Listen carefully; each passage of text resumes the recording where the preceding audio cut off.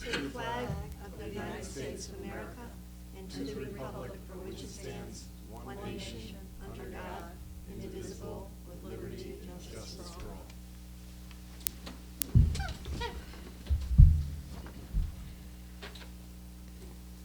And the first item is approval of minutes. I know that Brian had some comments on the February 15 minutes. I did, and I'm trying to find them. If you want, I can put them on the next agenda, Brian, which will be Tuesday, because it'll be a workshop. But I'm gonna put on their minutes as well. Yeah, just open. That's fine. Okay, so we'll put it on for Tuesday. And that's at 7 o'clock, the public, not public, the workshop. But it is a Board of Selectmen meeting, so we'll be approving the minutes at that time. How about for the March 1st, 2017 meeting? So moved. Second. Okay. Any changes? There being none, all in favor? Aye. Did everyone vote yes? Yes. Okay, Yes. motion passes. And the public hearing on March 7th, which was the budget public hearing. Is there a motion to approve those minutes? There being no motion, I'll have to put that on for Tuesday as well. Only Ben and I were there, right? And Kitch was there. Was it? Yep. Okay. But nobody's making a motion for them, right? Seven. Seven. And we can approve it with 3, right? Because No, we need four. We need four There's no votes. point. We'll put it on next time. I'm sorry? The next meeting is the 21st. Excuse me, yes. Okay, is there a motion to accept the agenda as presented? So moved. Is there a second? Second. Seconded by Brian. All in favor? Aye. Any opposed? Any abstentions? Motion carries. Under communications and correspondence, I did receive a message, an email from Theo Haresco. Theo Haresco is the union representative for our library, as well as our secretaries and our supervisors. For MEUI is the acronym that he uses. And he's sending this message in hopes of having me address an issue at the next Board of Selectmen meeting, which he sent me this message today, so I'll share it with you. At your March 1st, 2017 board meeting, there was a refund of excess payment discussion. During that meeting, the town/collector of revenue was accused of stealing, at 54 minutes into the tape, misapplying funds, which was at 56 minutes, 59 minutes, 65 minutes, and 69 minutes into the tape. And a request to review tax law was also made at 61 minutes. The union would request that at the next board meeting, which is tonight, it be made clear that there was no misapplication of funds by the collector of revenue, and he underlines that.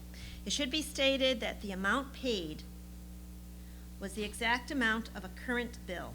There was no other bill that the payment could be applied to at the time it was received. And per statute, the town cannot accept advance payments until a mill rate is set, which would be for the next fiscal year. The collector of revenue followed all statutes and procedures that were in place at the time of the complaint, and it should be made clear in a public manner that there was no misapplication of funds by the collector of revenue. So, I don't know if you want to have any discussion on that. I'll open it up. Present for that meeting, I don't remember anyone accusing anyone of stealing any funds whatsoever. Right, and The there were actually word was two, used. there were The two, word steal was used? well, keep in mind, there were 2 meetings, and I think Susan used the phrase in the first meeting that said, when an error is made, it's then rectified. So maybe that's what she's alluding to? Because that was. March 1st. Well, she's only also mentioning one, so. Theo, Theo. yes. And I would hope that they review both tapes, because you specifically said in the previous tape, and I didn't write down the minutes, you mentioned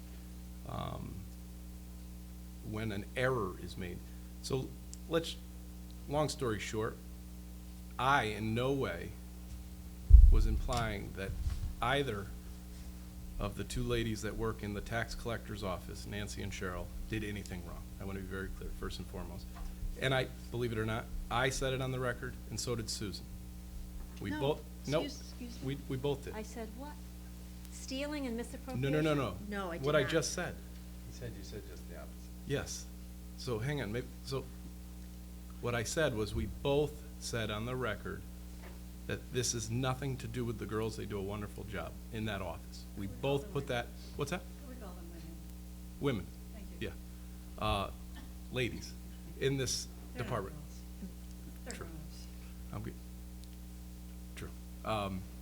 They're employees? Yes, and they do a wonderful job, and we both, Susan and I both said that on the Right. record, was my point. Right, oh, thank you. So if they took it any other way from me, no, I did not mean anything other than the policy. And I do believe the policy was the issue, and I believe the policy is still the issue to this day unless we've changed something. Have we changed something in the policy, Susan?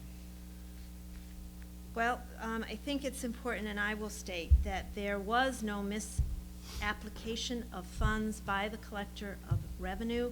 I want that to be clear, and I'm saying it in public session, for the record. We did also speak, the Director of Finance, who is the supervisor for Nancy DiGirolamo, and he was present on March 1st. We did speak, actually he did, and she sent to me, in light of the current situation, an office practice will be implemented. Each spring, as a courtesy, taxpayer overpayment notifications will be mailed. Thank you, Nancy DiGirolamo, and she is a CCMC Collector of Revenue, Town of Portland. So her supervisor, who is also a certified public accountant, Tom Robinson, wrote, "Thank you, I agree with this new practice." Could we ask one question back to see if they watched both videos to see if they saw your comment where you mentioned when errors are made? Because that could have been taken out of context. Could you go into a little more detail about what you remember, Sure. Ben? Thank you. We were talking about this situation, and you talked about when errors are made, there is then a refund of excess payments. So that could be taken out of context, and that could easily be saying, so they made the errors, and I don't believe that to be the case. I believe they do a wonderful job. So anyways, I sat through all of this, and at no time was I under the impression that anyone was suggesting that anyone from the town was stealing anything whatsoever. I don't think that anyone in the room thought that. I don't think anyone even responded to anything along those lines that suggested that's what was said. I think this phrase misapplication of funds, if it were used, which it probably was, is really being used as a term of art. That's how it was used here. I think Mr. Snyder was talking about that the money that he was paying was meant for something else, and therefore the misapplication of funds is used. I don't think there was any suggestion that that anyone entered it incorrectly, in terms of the numbers or anything along those lines. So what I would ask is if someone could prepare a transcript verbatim of that. Do you know how much that's gonna cost you? Well, this seems like a serious accusation to me, so. Do you want to incur thousands of dollars? Because that was a long meeting, and we have the ability, of course, to have transcriptions made, but it's thousands of dollars. Well, where are they going with this? If this is going to become a legal matter, yes, I would like to have a transcript. I don't I agree know with that what it's a was said. legal matter. What they're asking is that it be made clear that there was no misapplication of funds by the collector of revenue, and that the collector of revenue did indeed follow all statutes and procedures in place at the time of the complaint. And it should be made clear, again, that there was no misapplication of funds by the collector of revenue. And I am stating that in a public forum tonight. That's what's being asked in the email from Mr. Haresco. If I get any additional feedback, I'll bring it back to you. I would just ask that we hold off on any transcription of the video. I don't know that every single word is going to be audible. Obviously, some is. but- Well, what do you mean by that? I mean, isn't it all recorded? Well, I've asked you all to please speak into the Has someone- have microphone, you and lis- I've been, go Have you ahead. listened to this audio? I have. It's audible, Okay, good. both of them.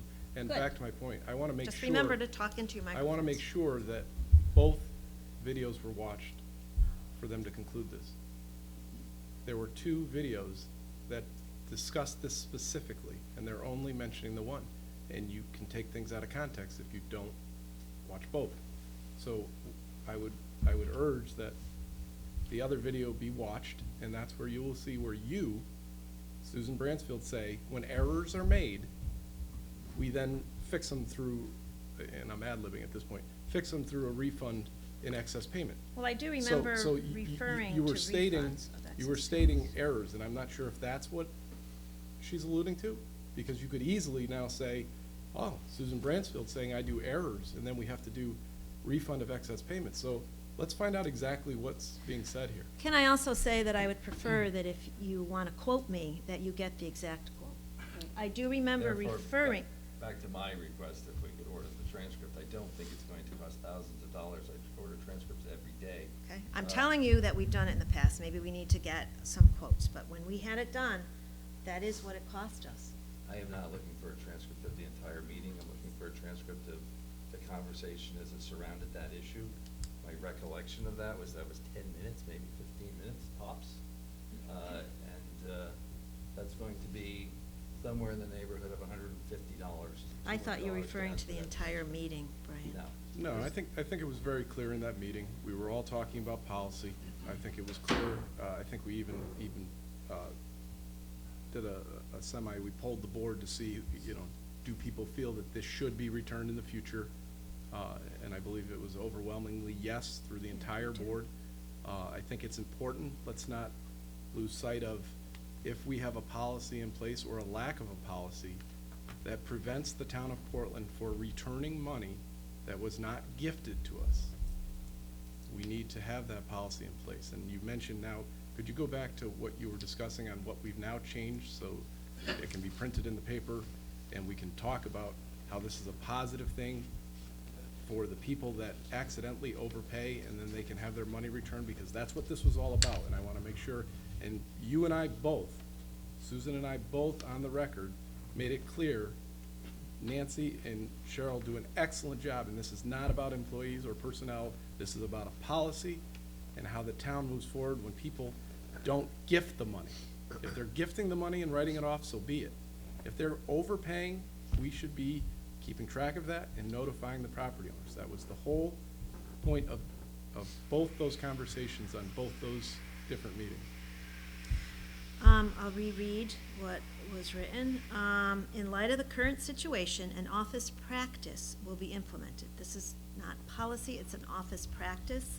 Each spring, as a courtesy, taxpayer overpayment notifications will be mailed. And the Director of Finance says, "Thank you. I agree with this new practice."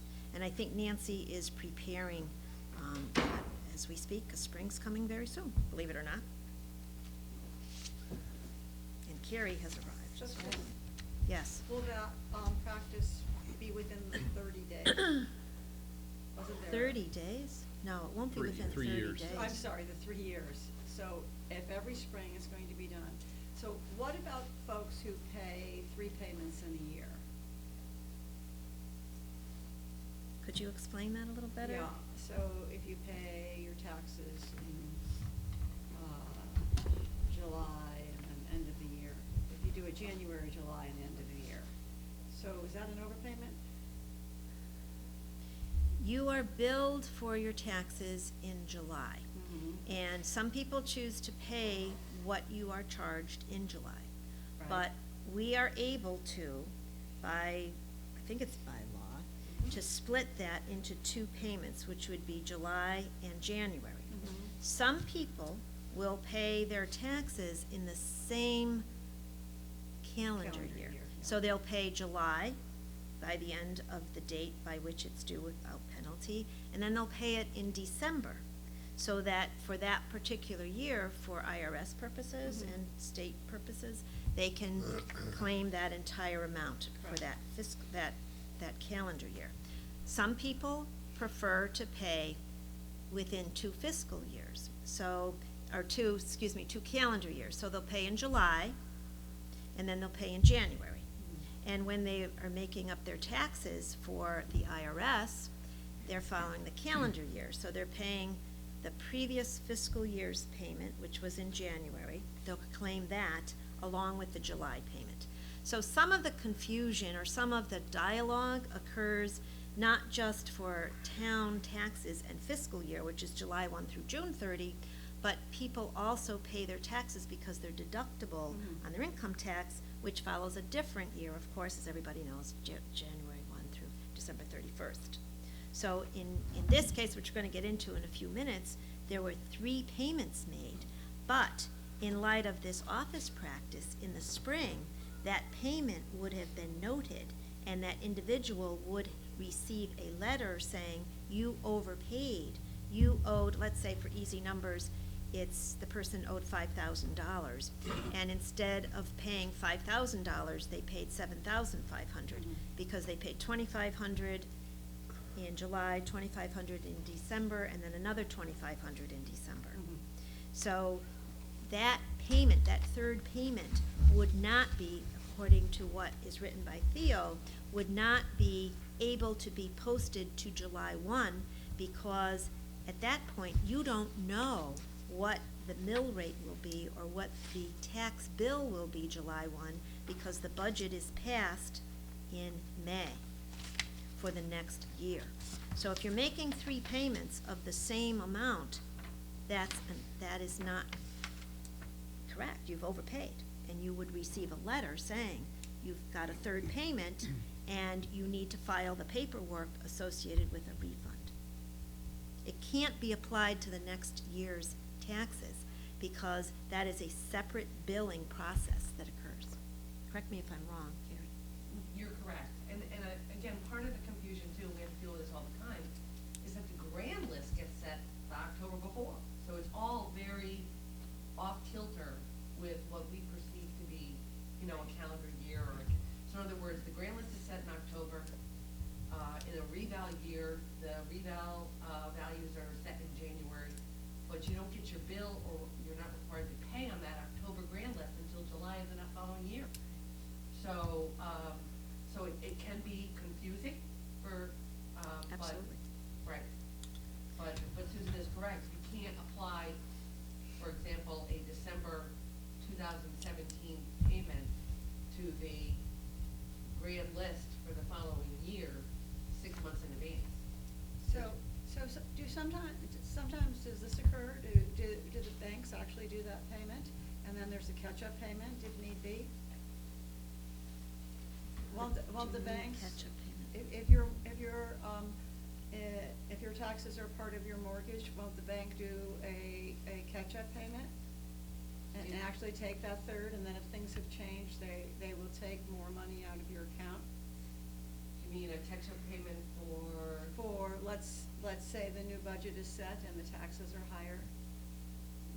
Yes, and They then, will and do that, then won't they? on or about, I think August or September, you receive a statement from a bank Right. typically, and then they would reconcile what is necessary for them to have enough of amount of money in to pay Mhm. your taxes, and then they would increase your payment. Many people receive that if they have their taxes escrowed. In this case, Yeah. the scenario that we're talking about, we're not talking about specifically what Carrie's gonna refer to, but if there was a third payment made in Uh-huh. a given fiscal year, Yep. what the collector of revenue will do is send a letter to that individual or that company and say, you have overpaid by this amount, and you need to file with us for a request for refund, which is what we do in every So budget. maybe you know or don't know this answer, or because we're going to institute a new practice, or a new practice has been instituted. Who will be responsible, your mortgage company, your bank, to let you, the individual or the homeowners know that this has occurred?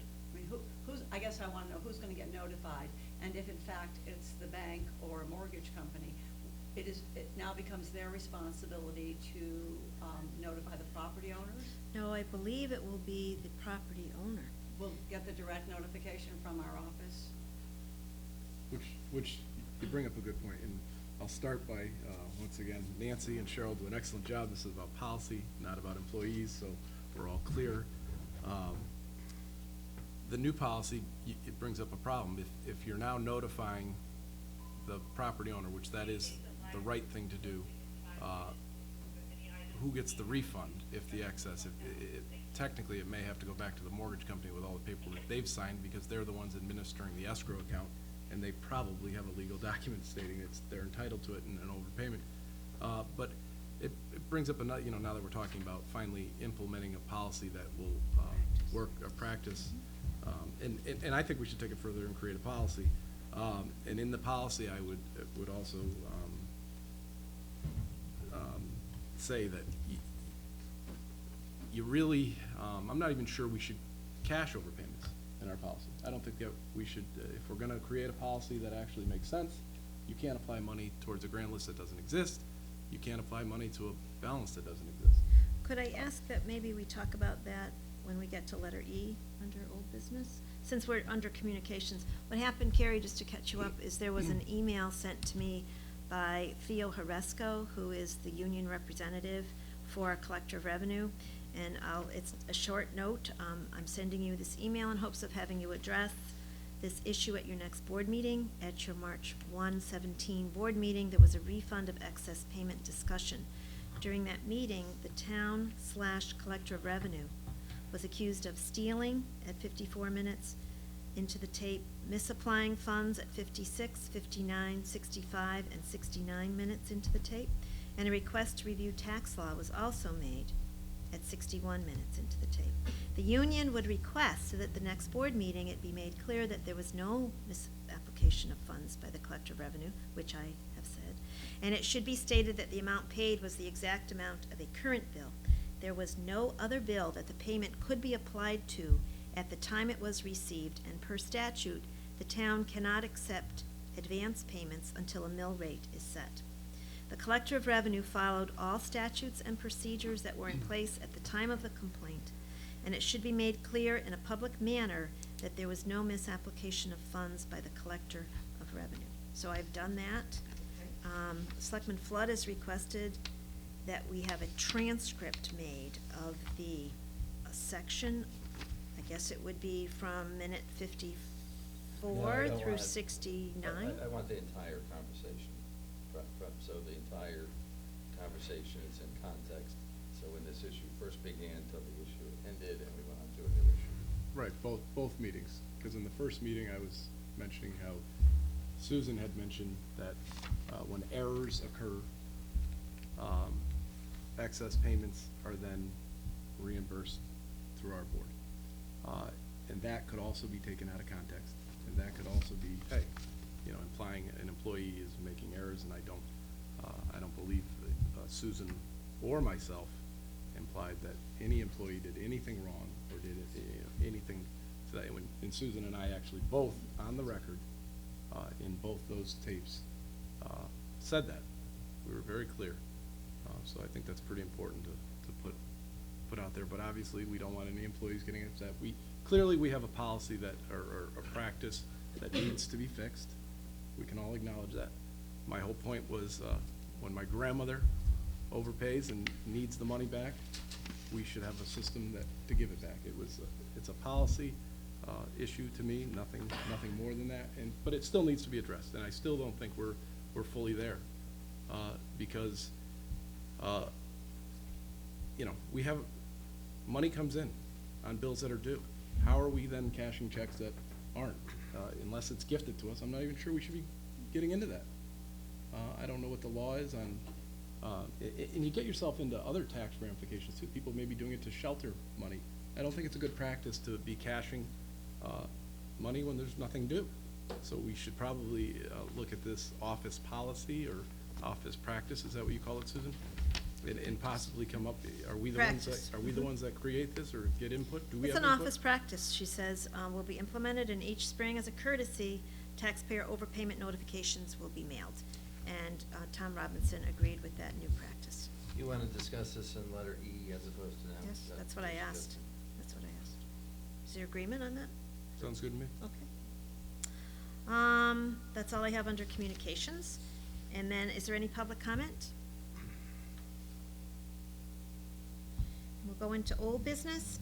There is a request, and I had covered this with the selectmen in an executive session because it involves land, donation of land from Karen Donnelly, whose late husband, Jerry Prout, owned the property.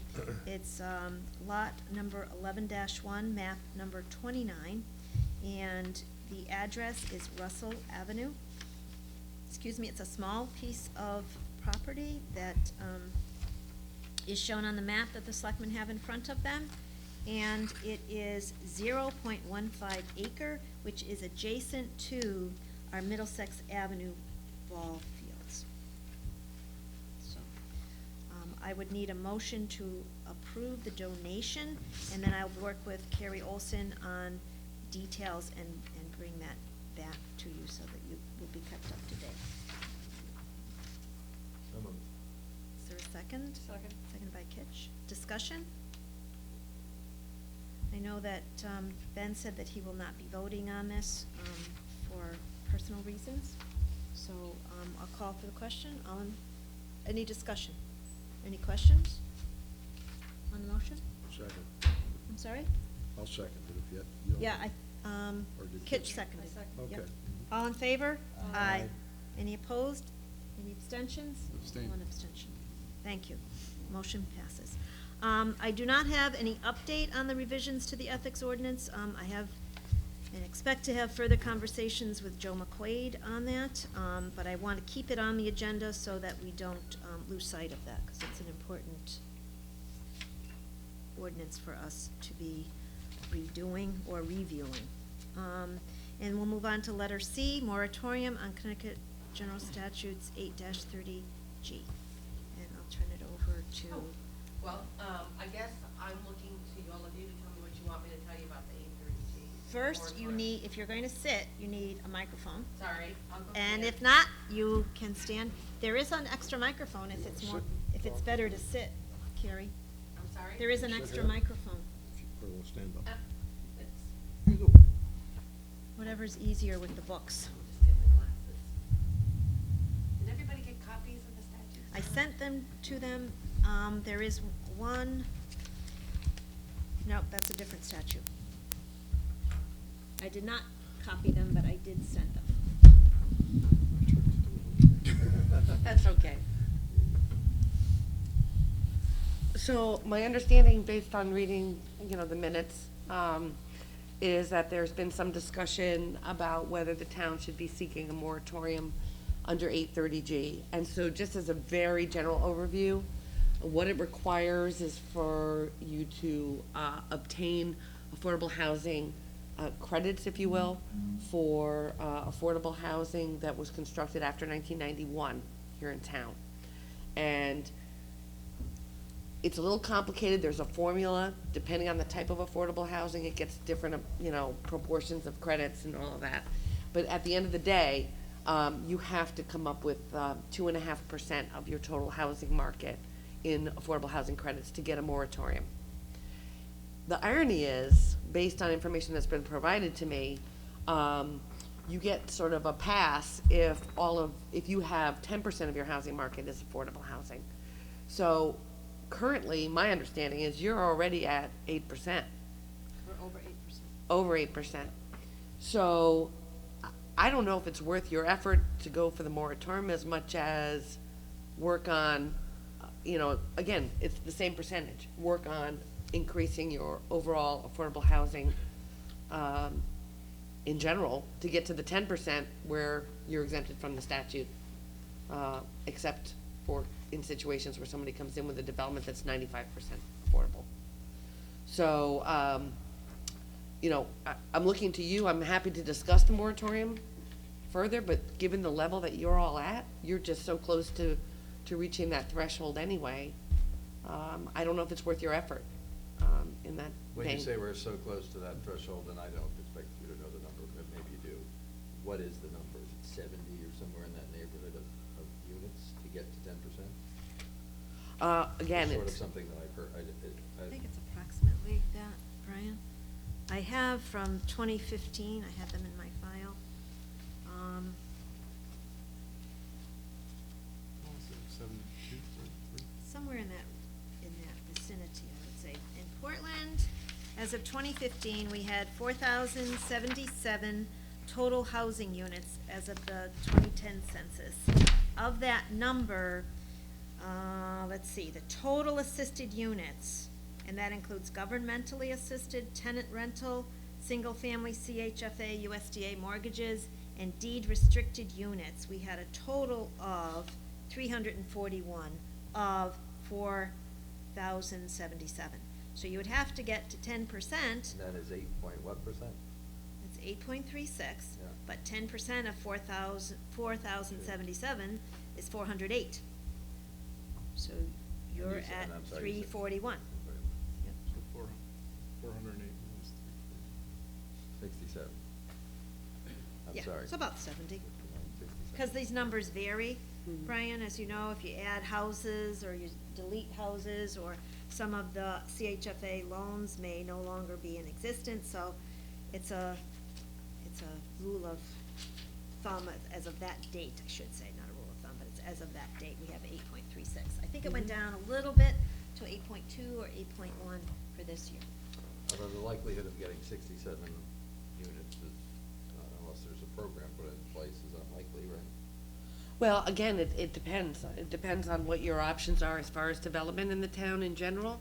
What I usually do tell my towns, though, is that as a matter of just planning, at this stage, since you're looking at these issues, why not start looking at those areas and zoning for or planning for those areas where you think affordable housing might be appropriate? Because again, even under 830G, if somebody comes in with an affordable housing application and they're way off the reservation, that bodes in your favor because you have, regulations or zoning map amendments or whatever that have sort of already outlined where, this type of affordable housing is best So just take me through installed. that. So if someone, so who does that? Planning and zoning identifies the potential area? Is that- Yeah, it could be, I mean, again, none of this is in a vacuum. You can have a subcommittee that meets to discuss these things. Your planning and zoning Well, I guess commission I'm would be. asking what body is really in charge of that? It would almost Ultimately- seem to be that it's planning and zoning, Yeah, but. ultimately, if you were to do amendments to your zoning regulations or your zoning map, they would have to be approved by planning and zoning. So the Board of and- Selectmen doesn't really play a role other than perhaps guidance, I take it. right? Well, right, but again, from the outset, to have sort of an open dialogue about this, workshops or whatever, there's no reason that you can't have board members participating in that discussion. But, again, it really does help down the road if you're concerned about an 830G coming in and being put in the wrong location. Having these types of regulations and having sort of anticipated that affordable housing might be coming and picking those areas, a lot of places, restricted to areas that have public utilities, sewer, water, which makes sense if you're, I think I've even seen where they involve the bus route and. exactly, close transportation. Close proximity to food, supermarkets. Exactly, it's all about planning. And that way, if somebody were to come to you with an 830G application and they're way on the other side of town with no public utilities, no reasonable transportation, it would be an easier sell if it was denied when you went to court to say, we have a plan, this is where it's best suited, and the courts will take that under consideration. So what does the plan consist of? And I apologize because I just know very little to nothing about this. So Mhm. my understanding is that the plan was very involved and took a long time to develop. Is that not true? The or- moratorium would take a really long time, Okay. I think, Right. because you've really got to do an analysis of your housing stock, and especially the housing stock that, has been applied, figure out all of the credits, figure out if you meet that. And again, because you're already so close, I mean, I deal with towns that are at 3%. But you know. So if a plan is put forth, Mhm.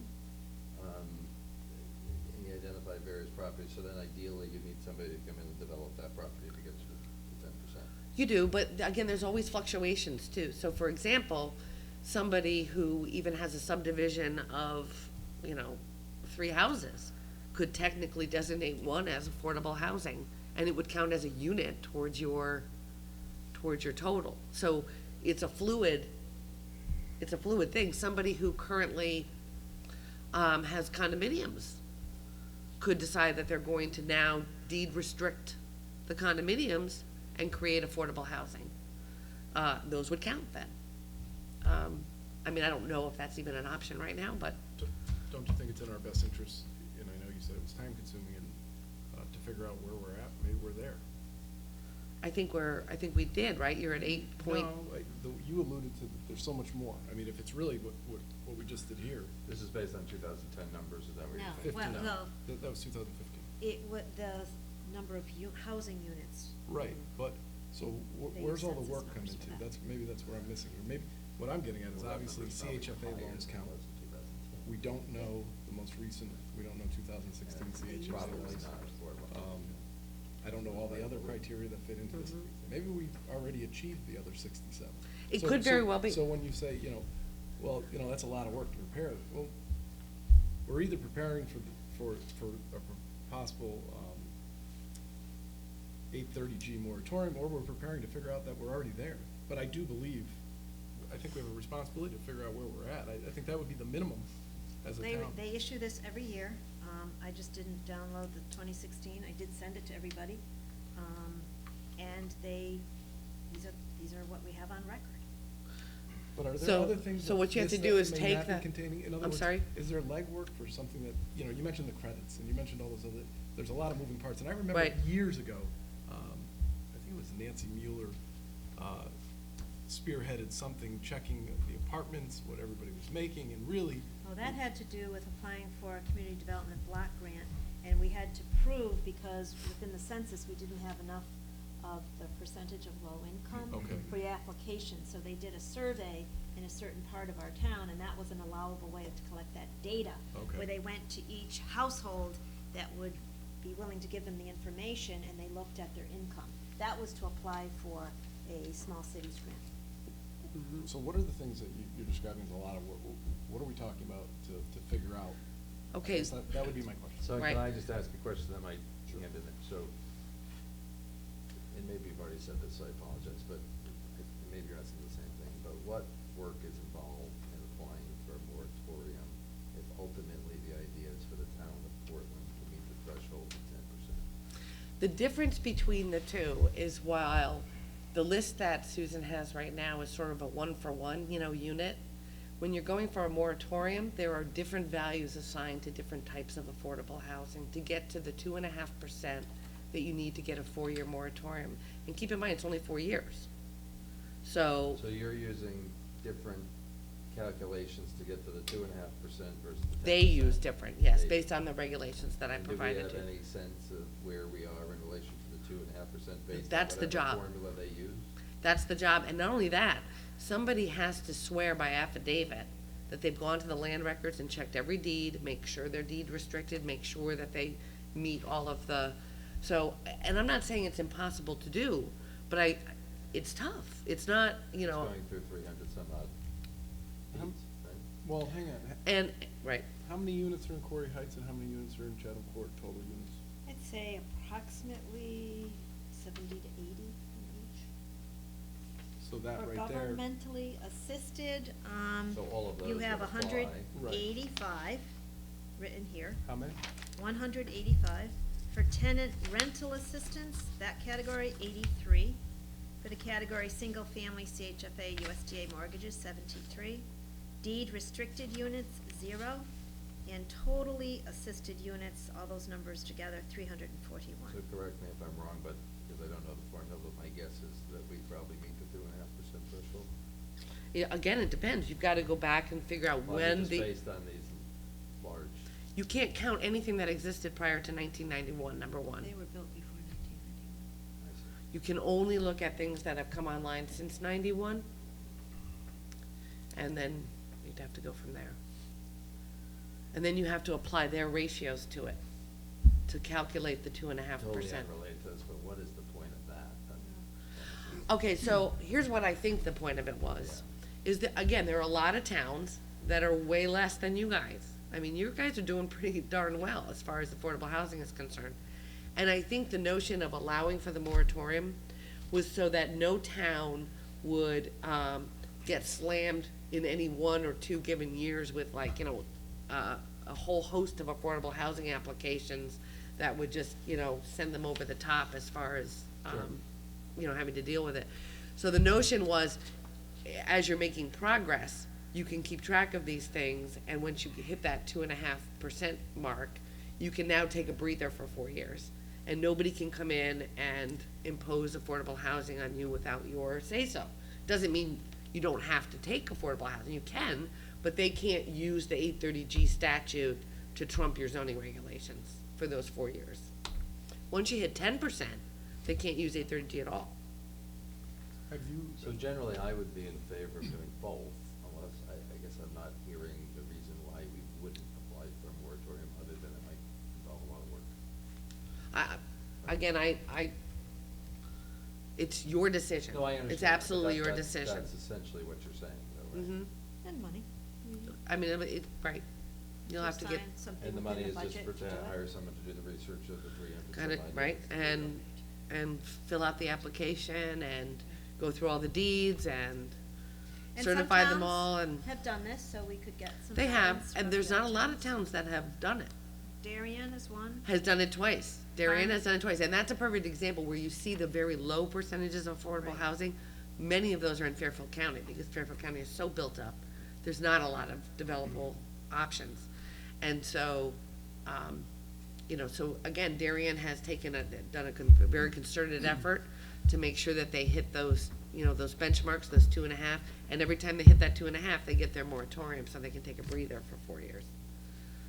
have you represented towns in this process, in the 830G, or a denial, and then it goes to court? I've represented many towns in the 830G context for appeals, absolutely. So, using your knowledge, walk us through, you know, if somebody applies for hundreds upon hundreds of units and we're only missing 67.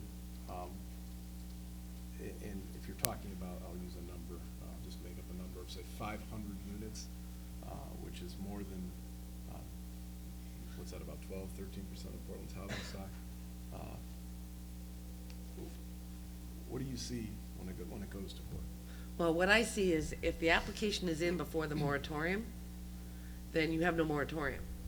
So they have the right to bring that affordable housing appeal, if you deny their application to create that project. Correct, but then when the town takes them to court and saying, we're, You mean the flip side, if you had a moratorium? no. If there's a denial at planning and zoning, then they Right. can apply for the 830G. You They can- don't apply, what they do is they appeal under 830G, which shifts the burden onto the town. Right. And I'm gonna tell you, I've done a lot of these cases and I've done the legal research ad nauseum. It's very, very hard to win an 830G appeal as a municipality. It has to be a situation, again, where there was a clearly defined purpose for the property that's at issue. Like, for example, Glastonbury won an appeal because they wanted to put affordable housing on what had been clearly designated on their plan of conservation and development as open space. The only other instances where they've, is where they couldn't possibly manage the sewerage. Other public health, safety, welfare issues sometimes play into it, but they have to be extreme. We just did a Supreme Court argument in a situation where, and I get this, you look at 830G, it's only supposed to allow a developer to trump your zoning regulations. In this instance, the developer also wanted to trump the town's road ordinance. We argued on behalf of the town that they shouldn't be able to do that. First of all, the statute doesn't apply. And secondly, road ordinances are built on public safety, right? And I've got to tell you, I went to the argument, I think, you know, I think towns are gonna be in trouble. I think they're going to say, Not necessarily that it trumps the road ordinance, but in order to overcome an 830G application, you're gonna have to get experts in to testify at that application hearing before planning and zoning, and to create an expert record that it would be a public health and safety issue to allow them to override that ordinance, Or- which is gonna be costly for towns. Or go down the road that if our plan of conservation and development has a parcel picked for other type of use, and it's made it into our plan of conservation and development, and, It gives you a stronger right, so. footing. um, When you have planned for affordable housing, you know, the courts look at, because the whole notion of affordable housing was basically the housing crisis, and that people could not afford to live in the areas where they worked. And so I think what happens is when you've actually planned for it, and you've created space for it, and you've reasonably accommodated all of the things that would concern you about affordable housing, like I said, public utilities, that kind of thing. I think if somebody came in again with something that was so off the reservation, a court might very well take that under advisement and agree with the town. It certainly gives you a leg up, based on the Glastonbury case. So I think it's appropriate to plan for at least the 10%. As far as applying for the moratorium goes, I know you've suggested some of the work that needs to be done, but can the application be filed and the information supplemented, or how does that work? Yeah, you have to, when you file the application, you have to provide them with all of the verifying data. Okay. So you can't apply for the moratorium today and then say, and we'll get back to you on how many units we have. You have to, it all has to be one package, and it even has to be verified by your town attorney. So everything that gets put on that list has to then, you know, everybody has to swear that it's accurate, which is a scary proposition, right? So this is We just know how my- land records go. So this is my personal request, and we can talk about it, but can you provide Susan or us with the verifying data that's required to apply? Absolutely. Yeah. And I would say expeditious. Okay. And I keep having my Yeah, back to you. I that's feel all right, terrible. you know You know, what, I'll I'm just gonna go to a remind support everyone, group right this is now. not budgeted. So you've already been told, due to other projects that we've undertaken, that our legal fees are over budget. So I want to be on the record that you are asking us to do another project, which we're happy to do. I just want you to know that it isn't funded in the budget. Carrie, can you shed some light on hiring a person who can come in and do that research at the town clerk's On what it would office? cost? Yeah, I can't as I sit here right now, but I can certainly look into it. right. I mean, people who do that, they're a dime a dozen, I assume, right? Who can do that type of work, and it's relatively simple and straightforward. I would think so. Yeah. Yeah. I mean, anybody, I would think somebody who does title research work, Right. that kind of thing. Right. Um, Could do that fairly quickly, I would imagine. Fairly quickly. What other data is there that's required other than that? Oh, gosh, off the top of And my you don't head. have to, but Okay. just generally. Off the top of my head, let's see. Is it something that you need to hire someone else to compile? You have to pay the attorney to verify. Right? Sure. Do you have to do research? You have to do research, you have to put the list together, you have to create the application. No, I think that's it. Yeah. But, you know, again, this is completely up to you. We're happy to do whatever you choose to do. But I'm still gonna say, regardless, I agree it's with never both. a bad idea to plan for affordable housing. And you know, in some communities, affordable housing rates get very close to actual market rental rates. Yes. And so, you know, it could be a lot easier in some towns for somebody to bring an affordable housing application and still make money than in other towns. Do you follow me? In Sure. other words, they're almost coming in at the same cost it would be, even if it wasn't affordable, from their perspective. So that can entice. Does somebody know, just so? That's probably true for the You guys town done? board. The only reason I'm saying that, and I don't know that for a fact, the only reason I'm saying that is because your affordable housing rate is so high. Do we know the threshold? Is it 43,000, Susan, the income level? I think it's higher than that. All depends on what you're using as your household median income. And then is it 70 or 80%? Or is it lower? Under a regular affordable housing, it really depends on what the project is. You get different, densities and units and credits depending on if, how many units are at 80% of median income, how many are at 60%, and they have to be deed restricted again to make That's them where the affordable. value comes in, the different values. The different values on the Okay. units, what makes them affordable and how affordable. Okay. And so, you know, And it's 30% of income for housing, is that what they use? you know, it's a formula. I have done Yeah. more than one affordability plan, and I'm gonna tell you, I sit down with the formula and I just work through it because it's complicated. So it's not like the proponent of an affordable housing doesn't have work to do too. Mhm. But, you have to put together a pretty significant affordability plan where you calculate based on, and I could do a mock affordability plan for Portland based on the formulas, which would give you some indication of what, say, for example, a rental would need to be. And there's also the partnership in Hartford that is dedicated to doing this work and is very helpful. I mentioned this and sent you some emails from them, and they have offered to do this work for us, and they're very interested in helping any way they can. There you go. They might be a resource for us to look at. I'm not familiar with that, but I would keep certainly cutting off recommend Frank's free assistance. Yes, I'm gonna jump in, since, you know, I always like to get my oar in the water a little bit. It's a tough group, though, to get a word.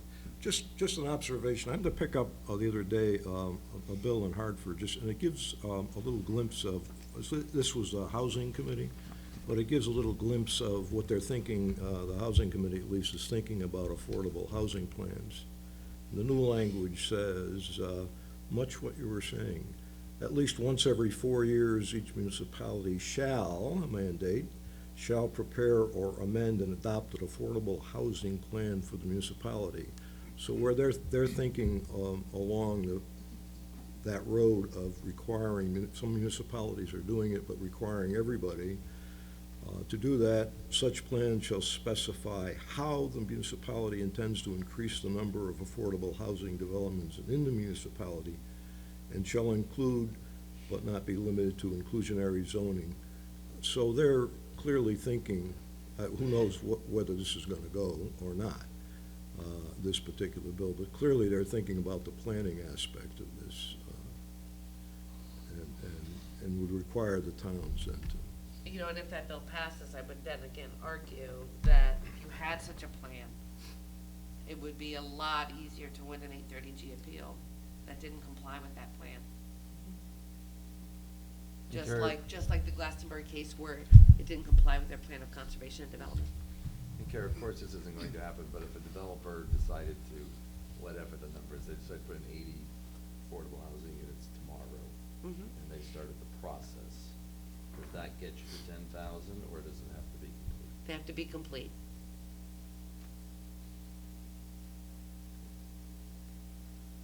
You'd have to have a CO for the units.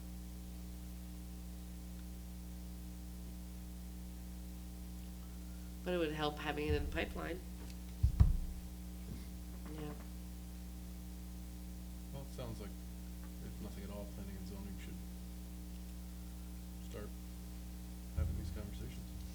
Well, they did some, you remember, we talked about that. A They while did back, some but about- obviously. Yep, sure, Especially after what Fred read, yes. I think maybe we should get a copy of that and give it to them. I think that's a good starting point. Yep.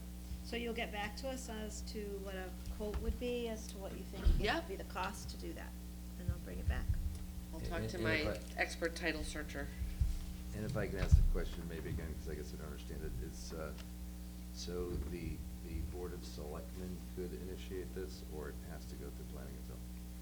Ultimately, if you're going to change your zoning or do a text amendment in order to create zones or areas where you want to see affordable housing, planning and zoning would have to be a part of that. The affordability plan, I think, is more general, and maybe part of your affordability plan is to Mhm. amend your zoning regulations and your map, Who- right? Who So- actually applies for the moratorium, though?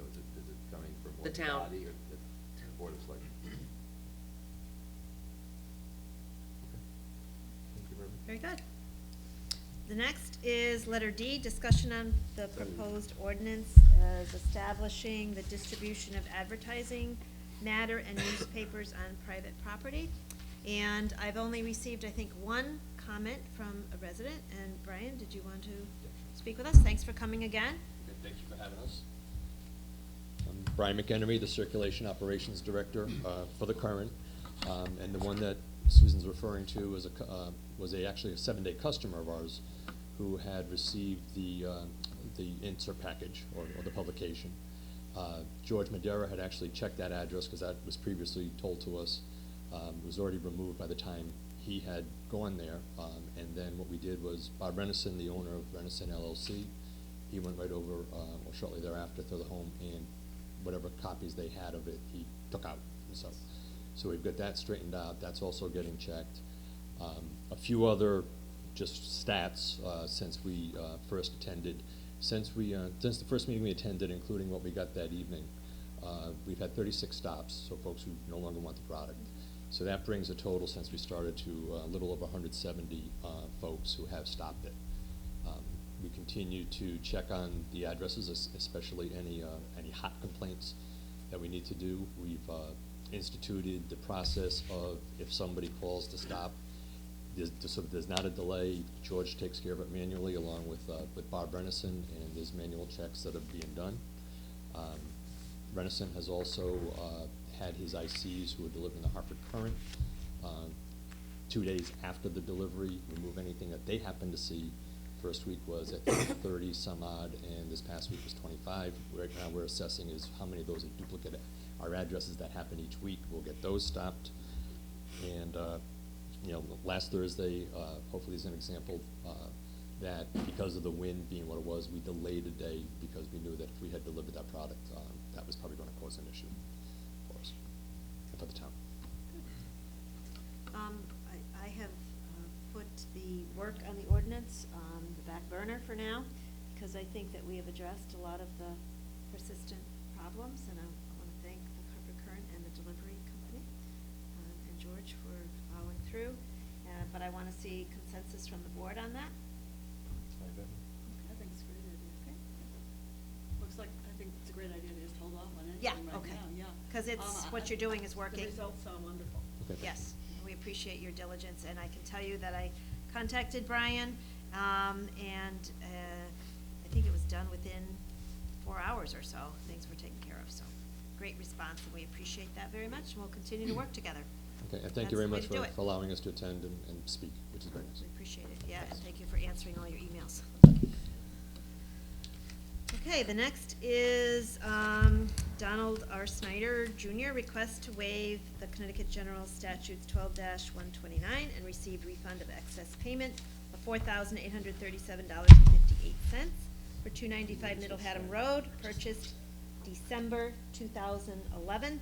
And I've asked Carrie to help us with this one as well. And Mr. Snyder is in the blue jacket right here, and you're in the blue jacket, so.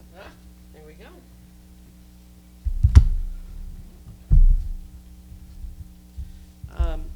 Did you want me to start, or? Yes. Oh, okay. So I've reviewed the correspondence and the information that was presented to me, and I have to say, I feel your pain, but the statutes, unfortunately, the tax statutes are very strictly construed, and there really isn't any wiggle room. 12-129 mandates that a request for the refund be made within a time frame that could be extended by ordinance if the town wanted to extend it, but currently you don't have an ordinance that extends it, and it's an absolute. Again, I say I feel your pain. I recently discovered that my own home was being improperly assessed as of the last reval, and I'm only going to get refunds for the past 3 years as well. And it's just the way it works. And if it didn't work that way, it would really put towns in a very perilous situation. I mean, if somebody could come in, say 10, 15, 20 years later and expect a refund, it could just wreak havoc on your ability to keep track of your finances.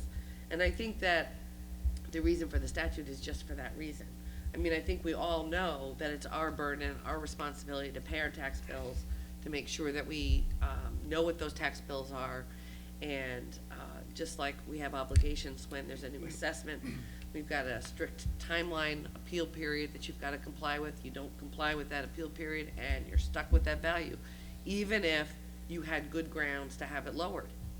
It's the way the law works, and it's because there needs to be very clear delineations in the line, very clear lines drawn in the sand, because you're dealing with public funds and municipal budgeting and municipal appropriations. And so the legislature saw fit to put these deadlines in it, and again, as much as I feel for you, there is just no legal authority for the town to get around that statute. So, I think I it would just be- struggle with what we're doing here as a board. So here we have a taxpayer who's been paying taxes for at least, whatever it is, 4 or 5 years, probably much longer. And, I think everyone can agree that it's not equitable, that, this money is not being returned to Mr. Snyder. On the other hand, we're talking about, forfeiting millions of dollars of taxes, for a project, and none of it squares with me. It seems totally unfair and inappropriate. So what I would say is we do one of two things. One, we pass an ordinance extending this deadline, or two, it would seem to me that if Mr. Snyder, and I'll ask your opinion of this, were to file a lawsuit against the town, this case could be resolved, and it's really not an issue, correct? Well, I wouldn't want to speak to litigation sort of off the cuff like that, but I think my obligation would be to file a motion to dismiss the lawsuit based on the statute, because I think it's clear. And if the town decided that they didn't want to spend all that money and made decisions, from a practical standpoint, how we wanted to resolve this, it could be resolved by a settlement, I assume, correct? I suppose it could. So, My only concern about the ordinance, and I'm not saying don't pass the ordinance, Yeah. I don't think it would apply to this case. In other words, the ordinance would not have been in effect. perspective. Could you Yeah. make it retroactive? Could I- you pick a date as of It has to have an 2010? effective date after. 2010? Couldn't retroactive to this date? No. It's our ordinance, can't we? Really? Effective dates have to Because be people- after. Well, a no, de- because people have the right to file back to that date. So I would argue you could easily put an effective date prior, because people have, it would then limit how many years back they could go. Back to your point, you wouldn't wanna have open-ended, all right, people could come in 10 years later, or we pick a date. Now, We so make let me this ask policy you. effective starting on Right. this date. Okay, Be- so. Because you're always talking a minimum of 3 years in the rear, because the state statute Mhm. allows it for 3 years. We'd be creating a policy that would extend past 3 years, so obviously, we're not talking about 3 years, we're talking about 5 or 8, or whatever this board would determine as a start date. And I would argue wholeheartedly, we could, it's our rule, we could put that in there. Well, that aside, let me just throw something out there for your thought, and that is, how do you draw a different line in the sand without objection from other people who say, you should go back 20 years, because I didn't get my money back, or you should go back 15, because I didn't get my money back. Great response, but I think it's pretty easy. I think you have to be reasonable. We all have to admit now, this has been identified, that the town brings in money that isn't gifted. And if someone in writing doesn't request it to be returned within 3 years, state statute allows us to keep it. Fine, that's what that says. We can then create an ordinance to state what we want. And I would think it's reasonable now that we now know what's going on. We can create an ordinance with a start date of whatever we feel is appropriate. You pick what year you want to start this in, and I think that's completely, so personally, I wouldn't go back 20 years. I think that's, back to your point, probably a little excessive. But obviously, we're over the 3-year, and in my head, probably under the 10-year. So you, somewhere in that window, you have a discussion on where you want it to start and why. But great question. But just so I'm clear, a claim has been brought for this money, the case can be resolved by way of a settlement, and it doesn't implicate any of these issues, correct? I believe it could. The only reason I'm saying that is because if you go before Judge Levine, who does most of the tax appeal stuff, in his opinion, anything can be settled, even if it's contrary to law. Whether somebody could then oppose that or object to that is another story. And Judge Levine handles all of these, so. Pretty much. We know where he's coming from. Yes, we do. We're pretty solid. Yes, we do. Yeah. Yes, we do.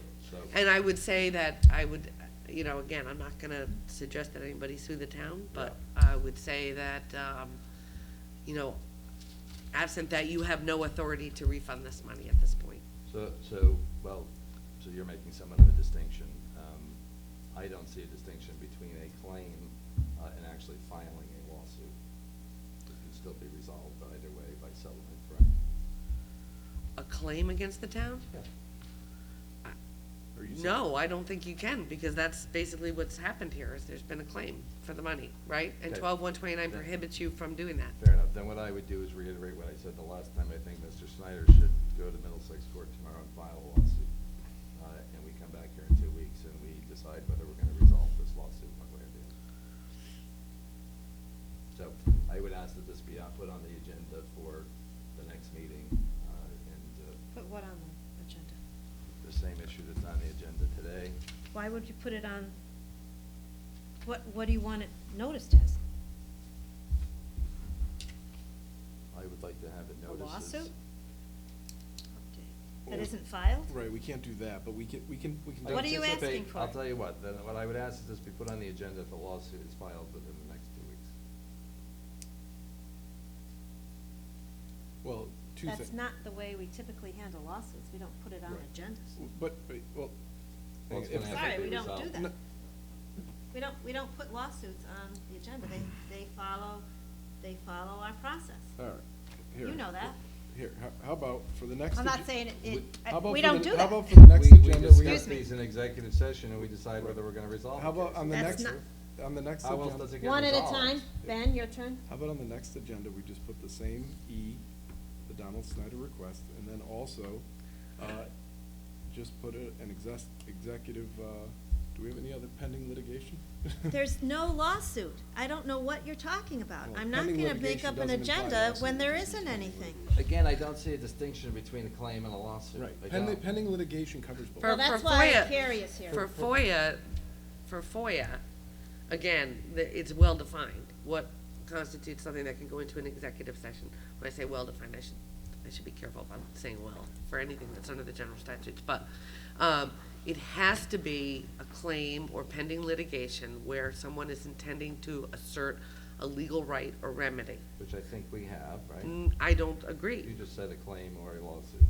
but it's gotta be a claim where they're asserting that they're going to exercise a legal right.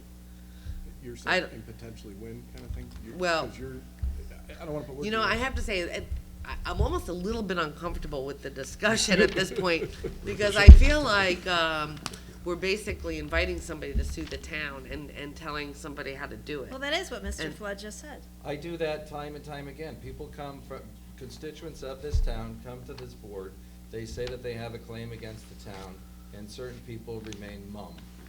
Where we have insurance to handle all kinds of things, and the appropriate thing is to talk to a lawyer, get advice, and bring a claim. It's the only way it's gonna get resolved, it's the only way it's gonna get advanced. I find nothing wrong with advising a constituent to do that, not at all. I represent everyone, I don't just represent the town, I course. represent constituents. And I think that they should have that knowledge and be aware of that, and if they feel that they've been wronged, they should seek, counsel and pursue that.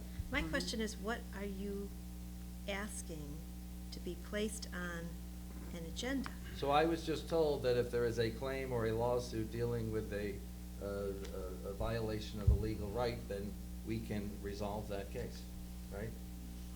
That is not I the think way I that just the reiterated what you ta- said. Me? No, Attorney Elster. That's- What I said was, I don't think there's legal authority to settle this claim. But I can't predict what would happen if you went to litigation, and that I know the judge who presides over most of these administrative appeals takes the position, legal or not, that you can settle cases, even if the statute is clear on its face. So that So, seems that's like- my, So if you don't want to call it an opinion, it's a prediction of what a Superior Court judge would do in this case, which seems to me that that would suggest that there's a legal right that he has, unless you want to say that the Superior Judge is, you know, all wet. well, I'm not gonna go on the record as I saying anything understand like that, that, but- but if you'd like to talk later, I'll fill you in. I'm just gonna tell you, as the representative of the town, I don't think there's any basis for a lawsuit, and I think that any lawsuit that was filed to collect this money under 12-129 should be summarily dismissed. That's my opinion. But a lawsuit could be brought for all sorts of things, conversion, et cetera, et cetera. I mean, there's all kinds of different theories that could apply here. There is, but again, I think the statute is clear. It says that if you fail to ask for a refund within the time frame, it becomes the funds of the municipality. And that now, it's public funds, so you have to be careful about what you do. Which is why I agreed with Attorney Cohen in saying that you can't just willy-nilly cut a check now because you don't have the legal authority or the proper appropriation authority to do that. Well, in light of our new, what do we call that, office policy, Susan? Is that our new phrase? Office practice, or, I'll write that. In light of our new office practice, why don't we create an ordinance that now addresses the time frame for returning this, because obviously our new office practice is to do so, in notification. So why don't we go down that path? Does anybody else like that thought? Or is that more work than it's worth? You can do this or not. I would request that at the next meeting, E appears on the agenda.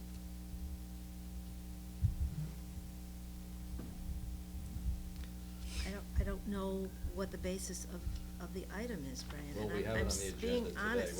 What is the And we're basis? having it discussed, and it So it can't be sounds. discussed at the next meeting?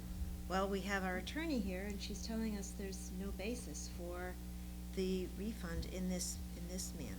I Now, understand should- that that's what she's saying, but I also hear that there is a Superior Court judge who deals with all of these issues and would allow a settlement.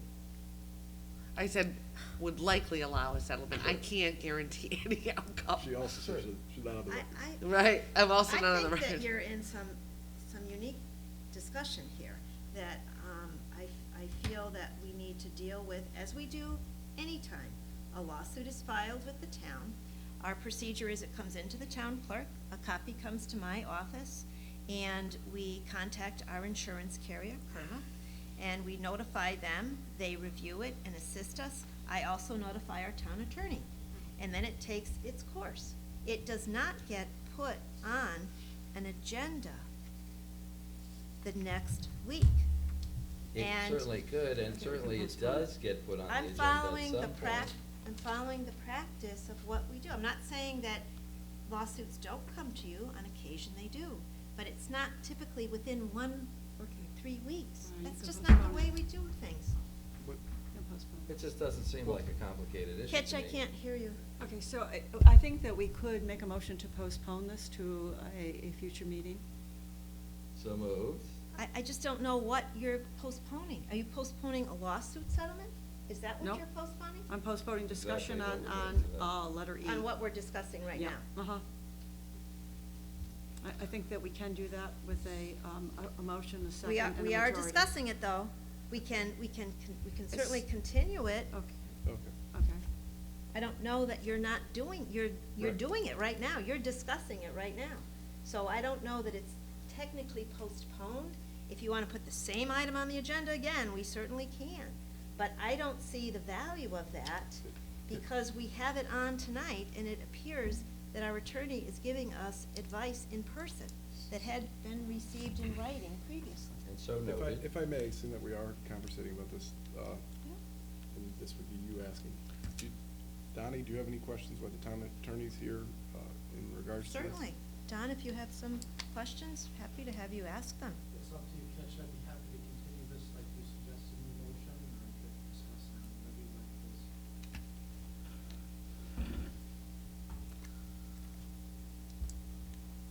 I would postpone.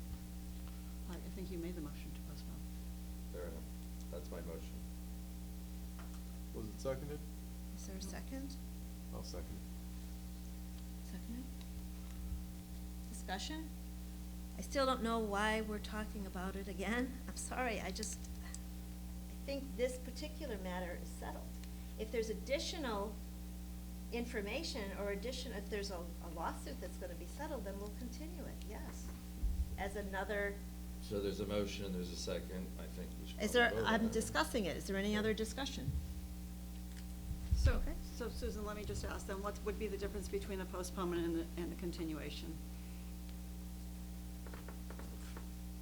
You can put the same thing on every time you want, yes.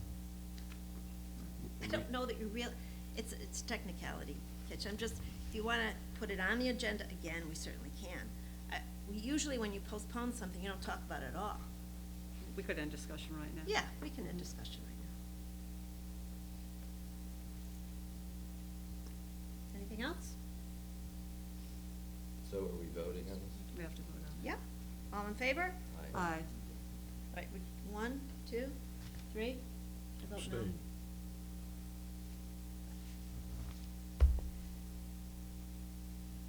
So I guess the motion fails. Why, it's 3-1.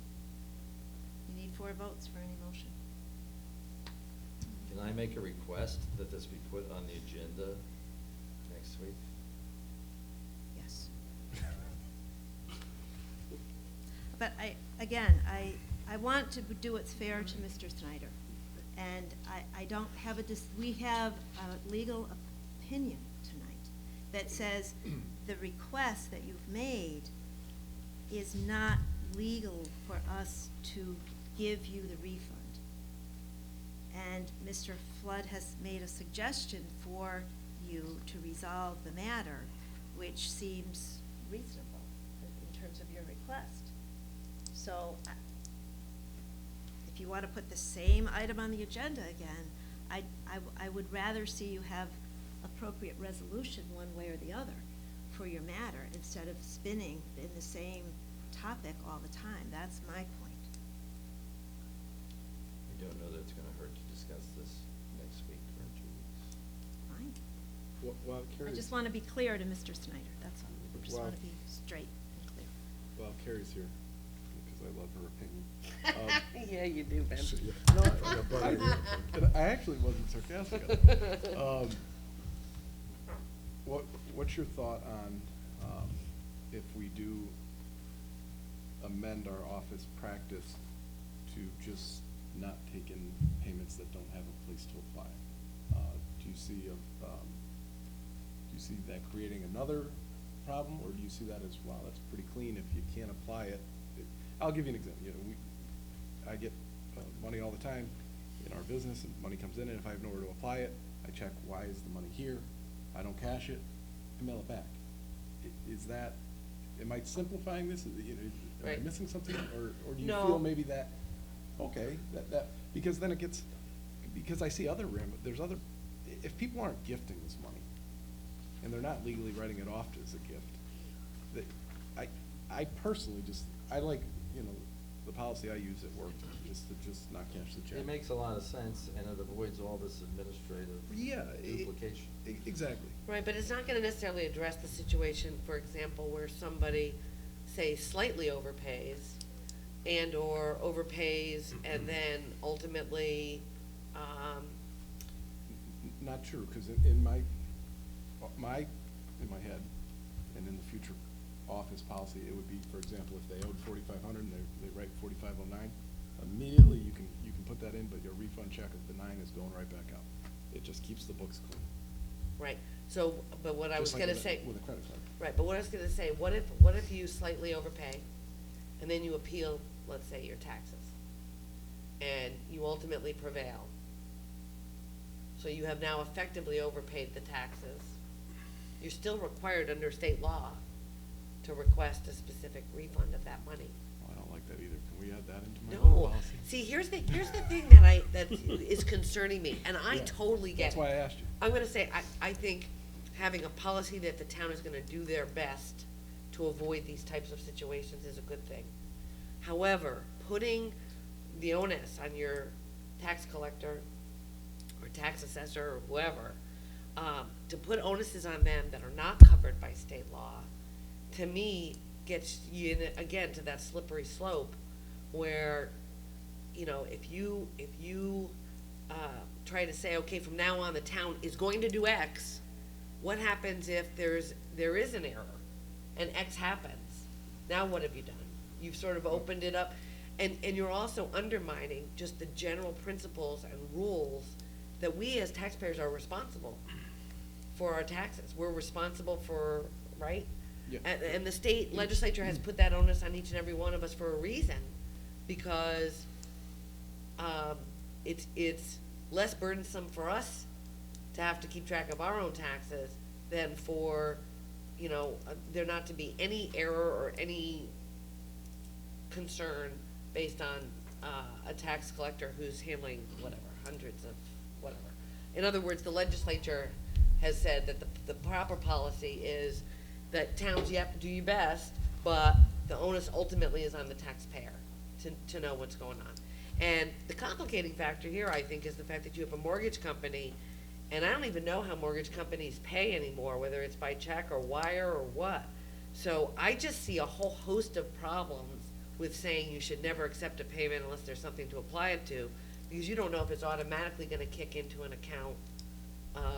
And so saying that there's gonna be reasonable measures, or that the collector's gonna do their best to notify people if there's an overpayment, I would just want the caveat to be, but ultimately, it is still the burden of the taxpayer at the end of the day.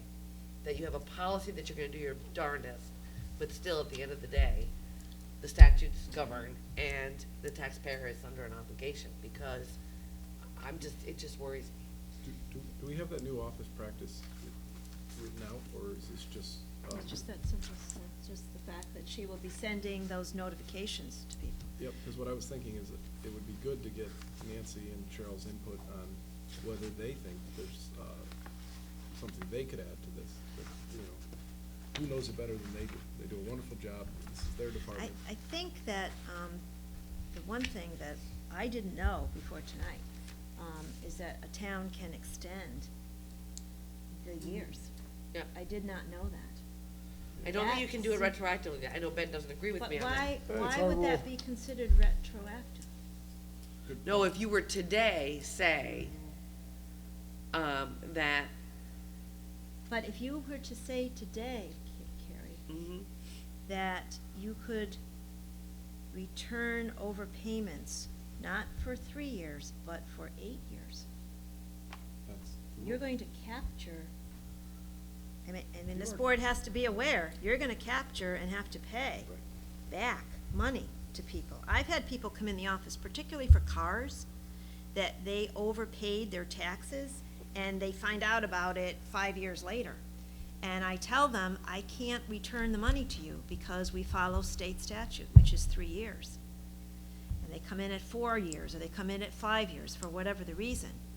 However, if you don't pay your taxes, we can go back pretty far, right, Carrie? yeah, let me, I mean, you never not pay your taxes. Right. Well And I said. see smiles from the audience, and we all know it.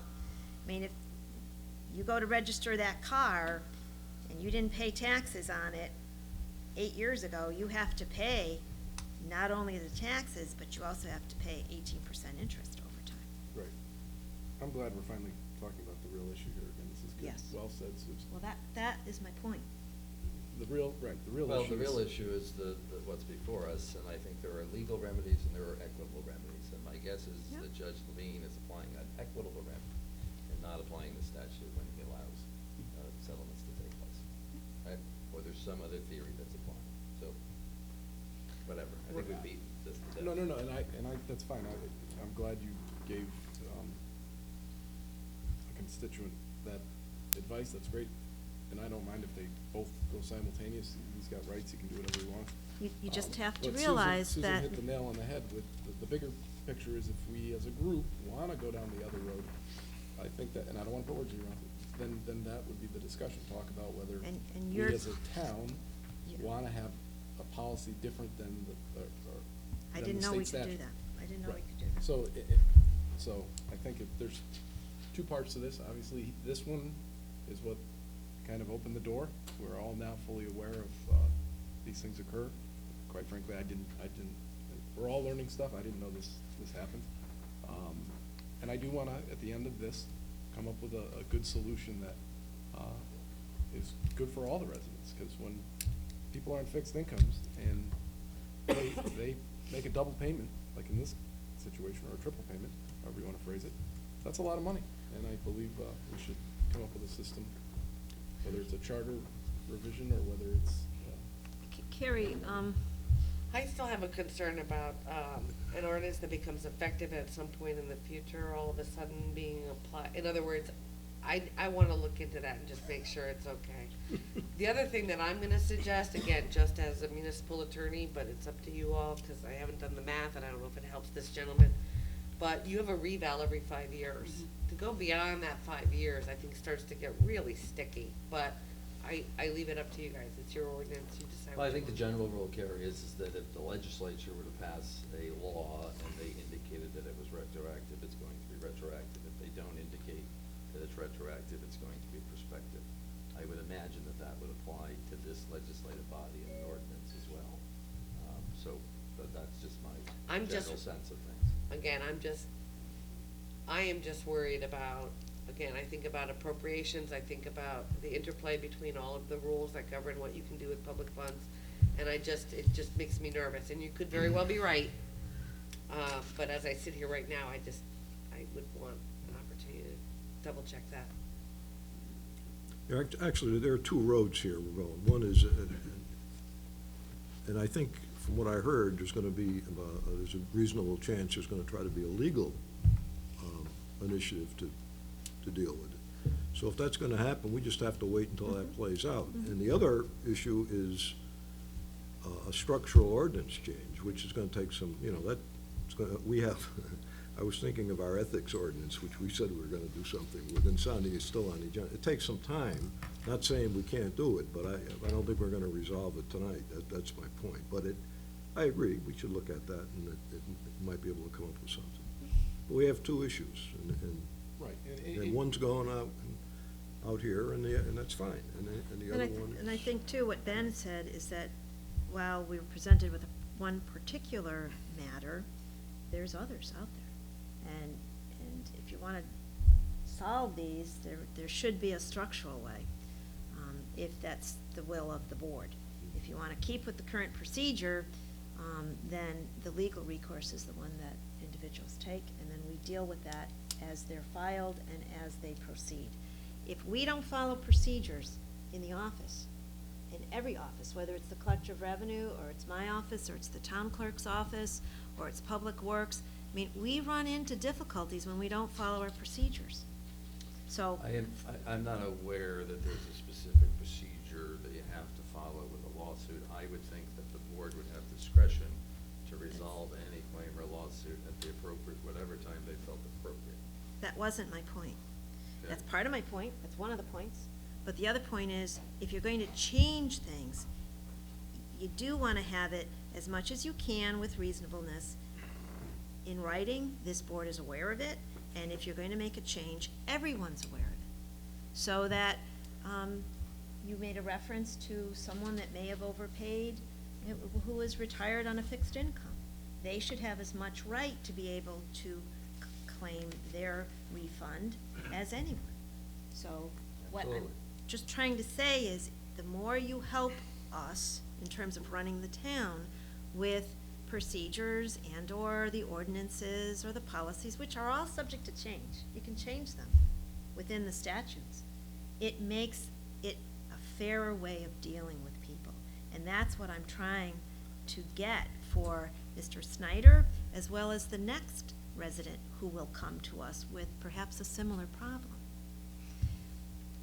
Maybe the legal way is the best way in this case. Maybe you don't want to change an ordinance, but I think it does merit looking at the whole picture. And I think we've spurred a healthy discussion on it. So you'll get back to me, and I will bring that back to On the retroactive application? Yeah. Do we really wanna go down, is that the consensus that we wanna pass an ordinance? Are we at that Don't stage know. that you wanna do that research and get that information? It's up to this board.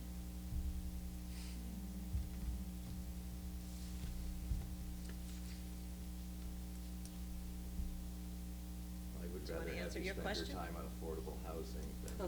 Okay. Okay. Then we don't have to. Well, you'll let me know when you want me to look at that. Yeah. It actually is an interesting question. If it wasn't with public funds, I wouldn't feel all that worried. But- Then let's proceed. As I get more information in the office, I will certainly share it with you and keep you up to date. Is that fair? Sure. Okay. Everybody? Yes. And thank you, all the employees for their hard work. Yes, I will. And we'll move on now to another ordinance having to do with sidewalks. And I know that our sidewalk committee met. Did you meet on Monday? Yes, we did meet. Did you want to make an update on that? Very I know that quickly. we have a public hearing coming up in April on this topic. Right, so I'm not going to in any discuss the repeal tonight in any great detail. The sidewalks, it's interesting, the sidewalks have been around for a long time too, just like the ethics and a few other things, but we're chipping away. We'll get some of these things done, hopefully. And it's interesting, we talked about policy, and the more you get, even something as simple as sidewalks, in a way, it becomes like rocket science. But as I thought about it, I said, well, one of the reasons that the municipalities have more or less, or the majority of them have taken over the sidewalks themselves, is because it gets pretty complicated with all of the, oops, that's me, sorry, folks.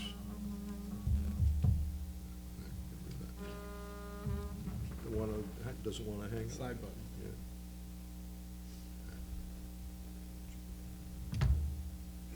Yeah. So, there's several, for example, there are several municipalities that don't have any policy about sidewalks at all. They just ignore them. So that's one approach. There's a few that do that. But most of the municipalities in totals, 74, for example, take the responsibility for repairing sidewalks. 47 require abutters, with a lot of exceptions. They have, for example, trees. We've talked about that. Trees that do damage, well, the town's responsible. Schools, half a mile from a school, that's an exception. So there are all kinds of exceptions, and in addition to the fact that towns, or a large number of towns, just take the responsibility themselves. Okay, enough of that. As far as the meeting we had, very quickly, there were 3 people present. Rick Kelsey was there, very helpful, and Mike Pelton and myself. And we're going to come back after that meeting with something to present to you folks and discuss, and then we'll go from there. I think Rick had a couple of suggestions in terms of the bonding money, and he had picked, because he's done a lot of work in terms of walking the streets and has a pretty good handle in terms of what condition the sidewalks are in. And generally, we know they're not good. And he had a couple of plans. One had dealt with more or less with Main Street. The other one to look at was some of the side streets, which are all in pretty bad shape off of Main Street. And both of those would be within the half mile of schools too, if we decide to go that route. In terms of our bonding, we have a bonding request. We put it in the bonding request, half mile from schools. So that would address, both of those plans would address the half mile, that half mile school zone. And also, we talked again about the trees and the stumps, and we'll have to discuss that as a group and come to some decision on that. So we'll come back after the ordinance and present something, and hopefully we'll have some more direction. Thank you. Okay. Carrie, while you're here, can I ask you a question about this? Sure. This is about the sidewalks? Sidewalks, Mhm. yes, and we're talking about public sidewalks, so Mhm. it seems to me a public sidewalk should be a responsibility of the town. And I know that you've given some opinion about that, and I believe Attorney Bruce Chudwick does as well. And I think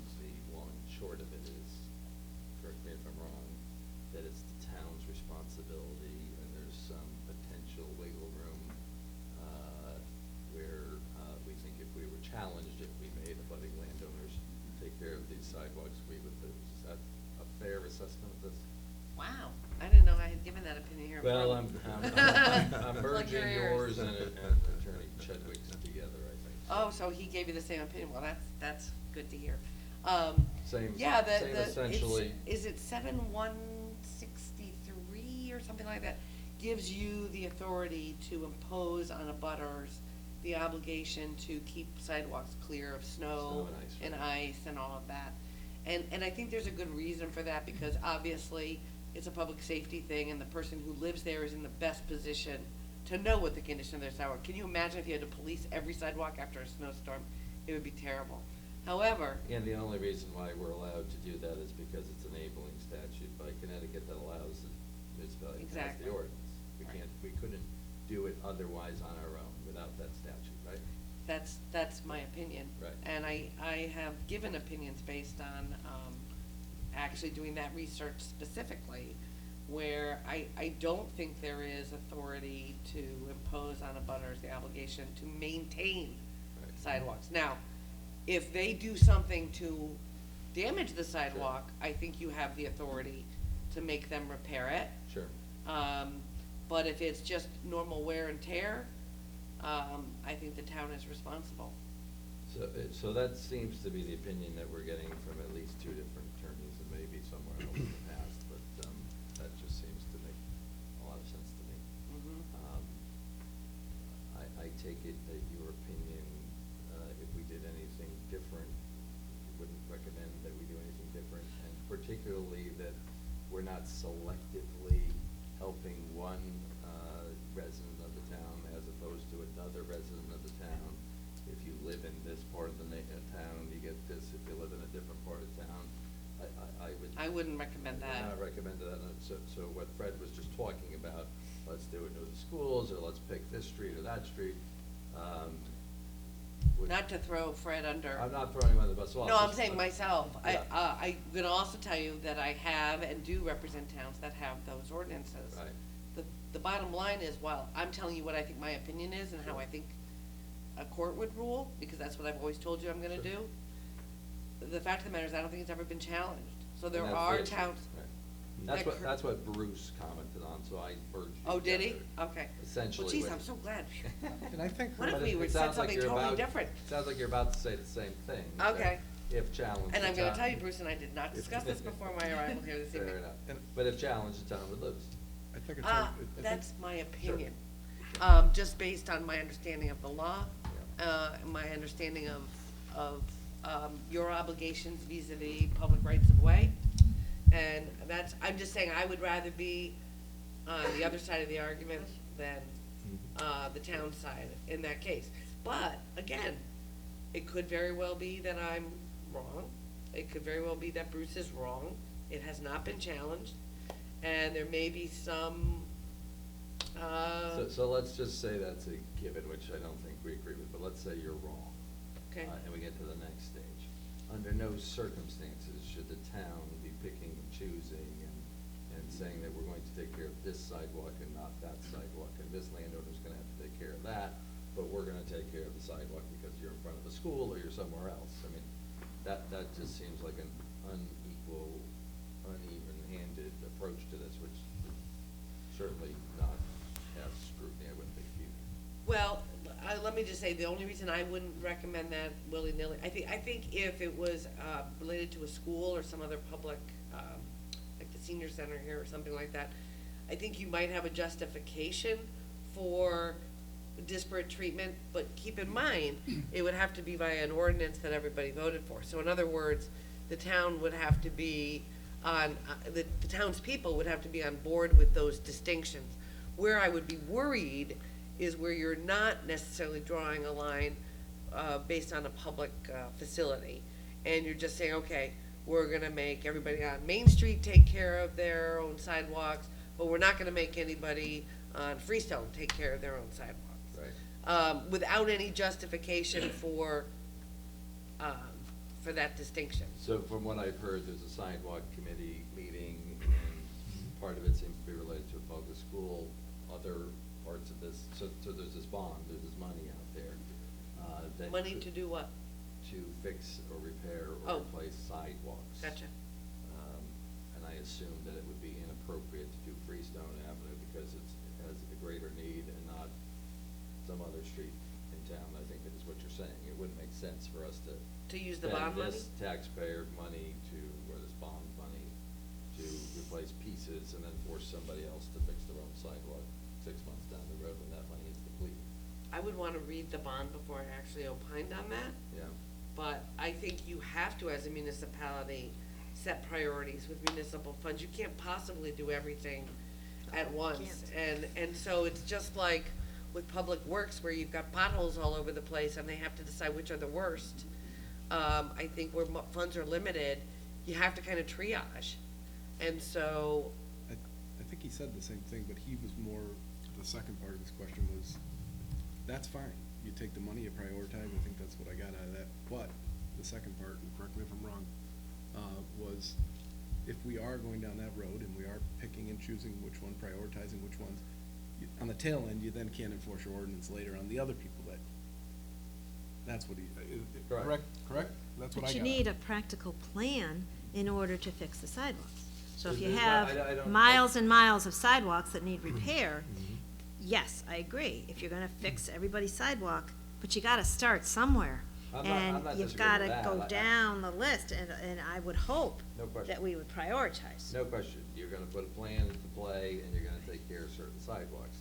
My point is that once that $1 million or whatever number it is depleted, and you still have miles and miles of other sidewalks perhaps that need to be replaced, I don't think the town can then say, Mr. abutting landowner, you're responsible for taking care of your own sidewalk. You've gotta pay for it, and you've gotta have a plan. I think Who has we're to pay for it? agreeing, Okay, that's what I you, meant. the town. Right. You're representing the town, so there has to be some I'm gonna be the devil's methodology. advocate here and Yeah. say that if the people of this town vote for a referendum to bond for sidewalk repairs and go along with the plan as to what that money's gonna be used for, when that money is exhausted, you resort to whatever laws are on the books. So if I may, there was no designated plan There- spelled out, it's left with the discretion of the town, I believe that's If why I, the sidewalk if committee I, is going if through I this. could, there Sure. is, and you will remember, Rick drew up where the sidewalks would be as a priority around the half a mile of schools, Mhm. which is an awful lot of sidewalks,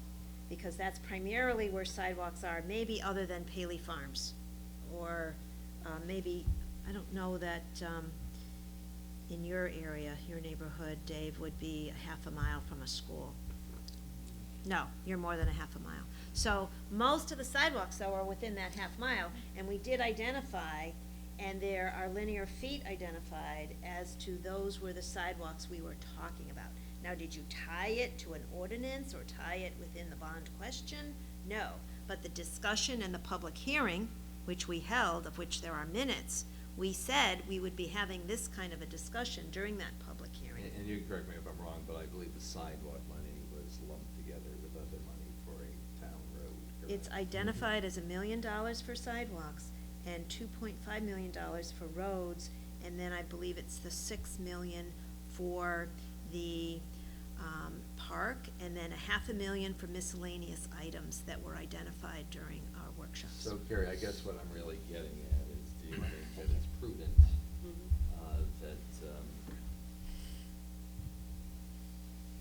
that these ordinances that are on the book Mhm. be taken care of? In other words, if before we start spending this bond money.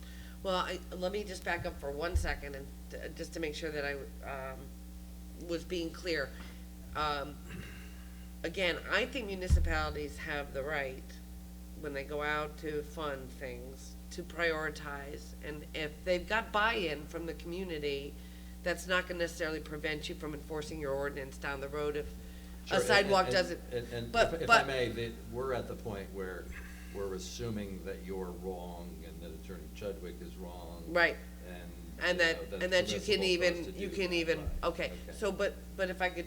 Sure. So that's the legal aspect, but what you're talking about is the equity of the situation, and whether it's a good policy decision to give some people the benefit of maintaining the sidewalks with bond money, and then not others. That, to me, is what your board is all about. It's not a It's legal funny question. We're talking about legal and equitable remedies again, but that Mhm. actually strikes me more as a legal issue than, I suppose it's equitable as well. Well, I'm just saying, as But a sure. legal Yeah, matter, yeah. there would be no, if you had an ordinance that was on the books that said that people who abut a sidewalk are required to maintain them, unless and until that an ordinance was overturned, you would have the right to enforce that ordinance, regardless of the fact that you used bond money to fix sidewalks somewhere else. In other words, I'm not aware of a waiver provision that just because the town takes on a couple of sidewalks, or a lot of sidewalks, that it necessarily means they have to do every sidewalk. So, that's the legal answer to your question. Yeah. I do firmly believe that your question, and I think it's a very good one for this board to consider, policy, Right. equity, is, if we're going to go out and bond money for the benefit of these areas, is it then fair to not also take on the burden of these other areas? And that, to me, is a policy question. But see, I think if you come up with a sidewalk plan, which I know I've talked about before, and you exhaust your given funds, then part of that plan is how you're going to fund the next round. Whether you're going to make a concerted effort at getting some grant money, which we're doing, and we don't know yet what we're going to get, or you budget every year a certain amount. And the way we typically do that is we have a public hearing, people come out, which they're gonna do in April, and they're gonna talk to us about what their ideas about how they wanna see their sidewalks maintained. Because what we're saying is, even though you have a sidewalk in front of your house, if I'm listening to this discussion, it might be concluded that that is not your sidewalk. That is the town's sidewalk. And the only responsibility from, again, I'm not saying that we're doing this, definitely, but that's what the discussion is you have to go out and clean it of snow and ice, because it's in front of your property. We know that, we have that in the books. But what I wanna see before we rescind the ordinance is I wanna have an ordinance that goes on the books. So everybody knows if they are adjacent to a sidewalk, they know that the town is eventually going to fix it. Now, we have a lot of sidewalks that need work. Another alternative that our Public Works Director has put forward is having some sort of this would be up to this board as well as a public hearing, a buy-in, where there's a 50-50, where people share the cost and the town shares the cost. And in perpetuity, if there's proven that their tree ruined the sidewalk, they have to fix it. If the town tree hurt the sidewalk, we have to fix it. So that's where I would disagree with you. I don't think it makes. I'm not sense. saying I'm Fair enough. agreeing to that, I'm Yeah. suggesting it, but that's the kind of policy that I wanna see put in place so that the Public Works Department and the First Selectmen's Department can enforce what you want us to do.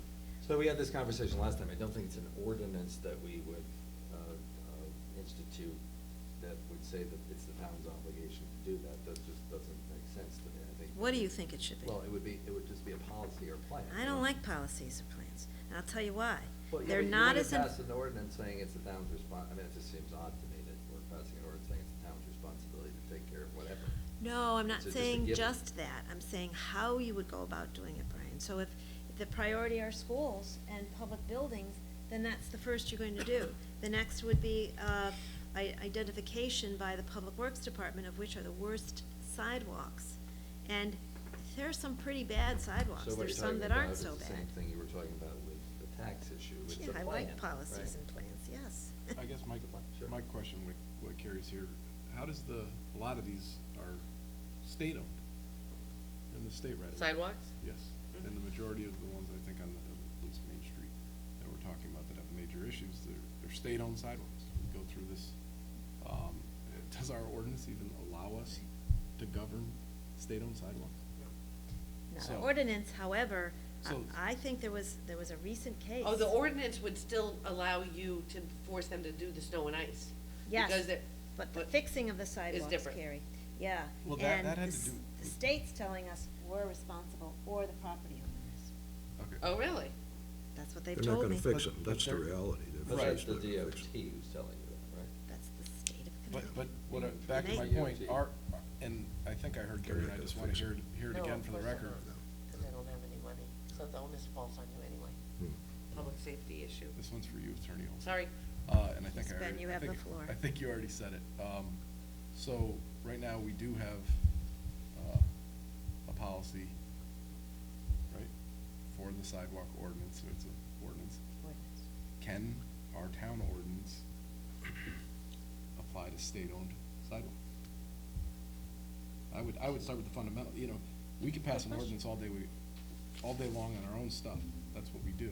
It's like, well, Although, Ben, what she's saying is it doesn't even apply to town sites. No, forget all that, I just wanna get right back to the basics, I Are you wanna talking know. about maintenance or snow and ice?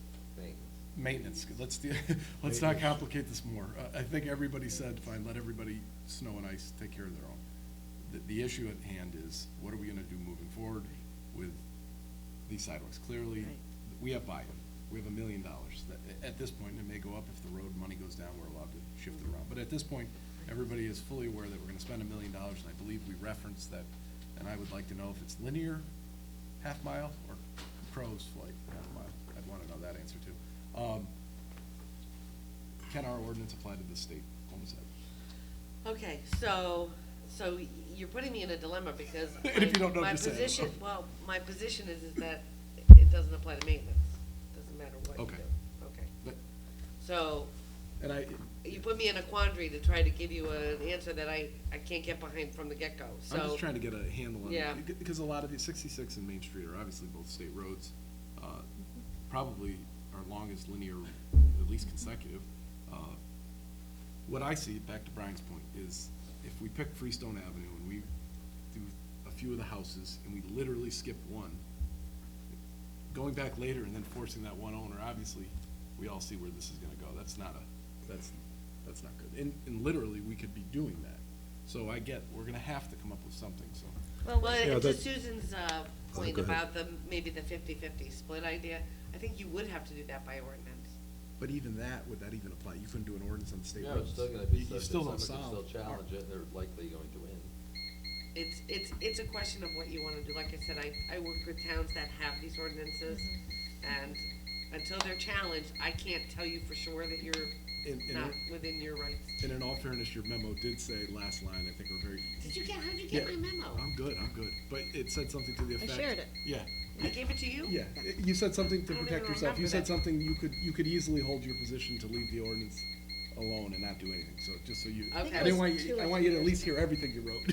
It was a couple of years ago at least, right? It was a while Yeah, ago, it was a and while yeah. ago. But I did I mean, I remember reshare it. drafting the opinion for a different town, Okay. and then, I just didn't remember sharing it with Susan, that's all. As I said before, things are complicated, even sidewalks are complicated, as I find That's out. never. Just a couple of things. One is that the schools, at least, I think our thinking originally on the schools was as a public safety issue. And certainly, we like to have kids walk to school in a safe way. We like the sidewalks to be safe, and that seemed to be a touchstone that was used. And if we look back, the reality of this, we always have to go, I always go back to what's been happening for the last 40 or 50 years with the sidewalks, and who's been forced during that period to fix a sidewalk. I'd like to be able in the future to be able to be a turf accountant and set up odds and collect money from people on whether the town is going to institute action against Mary Jones or Bill Jones or whoever to have their sidewalks fixed. We haven't been doing it, folks. I mean, people are falling, they're getting hurt, they're breaking bones, and we all know people that's happened to. So that's the reality. They have to be fixed, and we just have to come up with a way. And, yeah, I happen to philosophically agree with Brian, but in terms of the ownership, but I realize the town cannot afford to go in one fell swoop. That's why Susan said, yeah, you have a plan, and that's basically what we will have that sidewalk committee, we'll have people who will take a look at this, and again, there'll be a lot of people who have an opportunity to comment on it and come back. But there are a whole lot of policies out there, as I said, that they're all over the place, and you are representing clients on both sides. And some towns have no policy. They don't they don't even mention sidewalks. So it goes from that to most towns paying for all the sidewalks. And then you have all these variations where, whether it's distance to school, trees that are causing sidewalks disruptions, and others. There are all these variables in here. But the bottom line is, it's a safety issue. We have to fix it as a town. We have to make, and help the town in terms of its appearance, too. Right. It And I affects- want to point out that there's a lot of people that have fixed their sidewalks, and they may ask for a refund. As they should.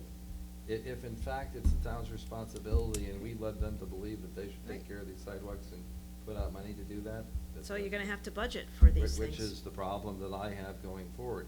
If we as a board know, based on everything we've been told legally, that it is our burden, our obligation to take care of this property and not the abutting landowners, there's certainly something wrong with the idea that we're just gonna put our heads in the sand and kinda go along with this policy and force abutting landowners, or allow abutting landowners to continue to shell out money when we know that it's not their obligation. There's something wrong with that. And then to put the onus on the abutting landowner to have to hire an attorney and file a lawsuit and pay all of those costs for something that we know or we've been told is wrong. It just doesn't sit right with me. But as And- you know, the taxpayers are ultimately the decision makers, because they gotta pay for all this. I mean, it's just not the town, of course, it's every Well, single that's who I'm taxpayer that's gonna referring have to, to. sure. Right. Listen, I don't live anywhere I know, near you a don't public own a sidewalk, I don't sidewalk. think I use public sidewalks, I'm just talking about I use them. the law, how it should be applied, it Yep. sounds like that's the law, we are talking again, I will emphasize this, about public sidewalks, right? But the taxpayer will have to pay for them, yes. Just like they have to pay for public One way or roads the and other. everything Yeah. else. And they have decisions, Sure. right, and they're And I entitled don't to think that. it's appropriate that we apply it unevenly, and we take care of some Sure. people and not other people. But just to comment on Fred's point, Fred, I think we're on the same page on this. I think long before you became the sidewalk czar, I think I initiated this Yeah. conversation, Yeah. that I thought there were a lot of problems, safety concerns with these sidewalks, and I felt that the town needed to do something about it. I understood that there were issues about money, obviously, as it relates to this.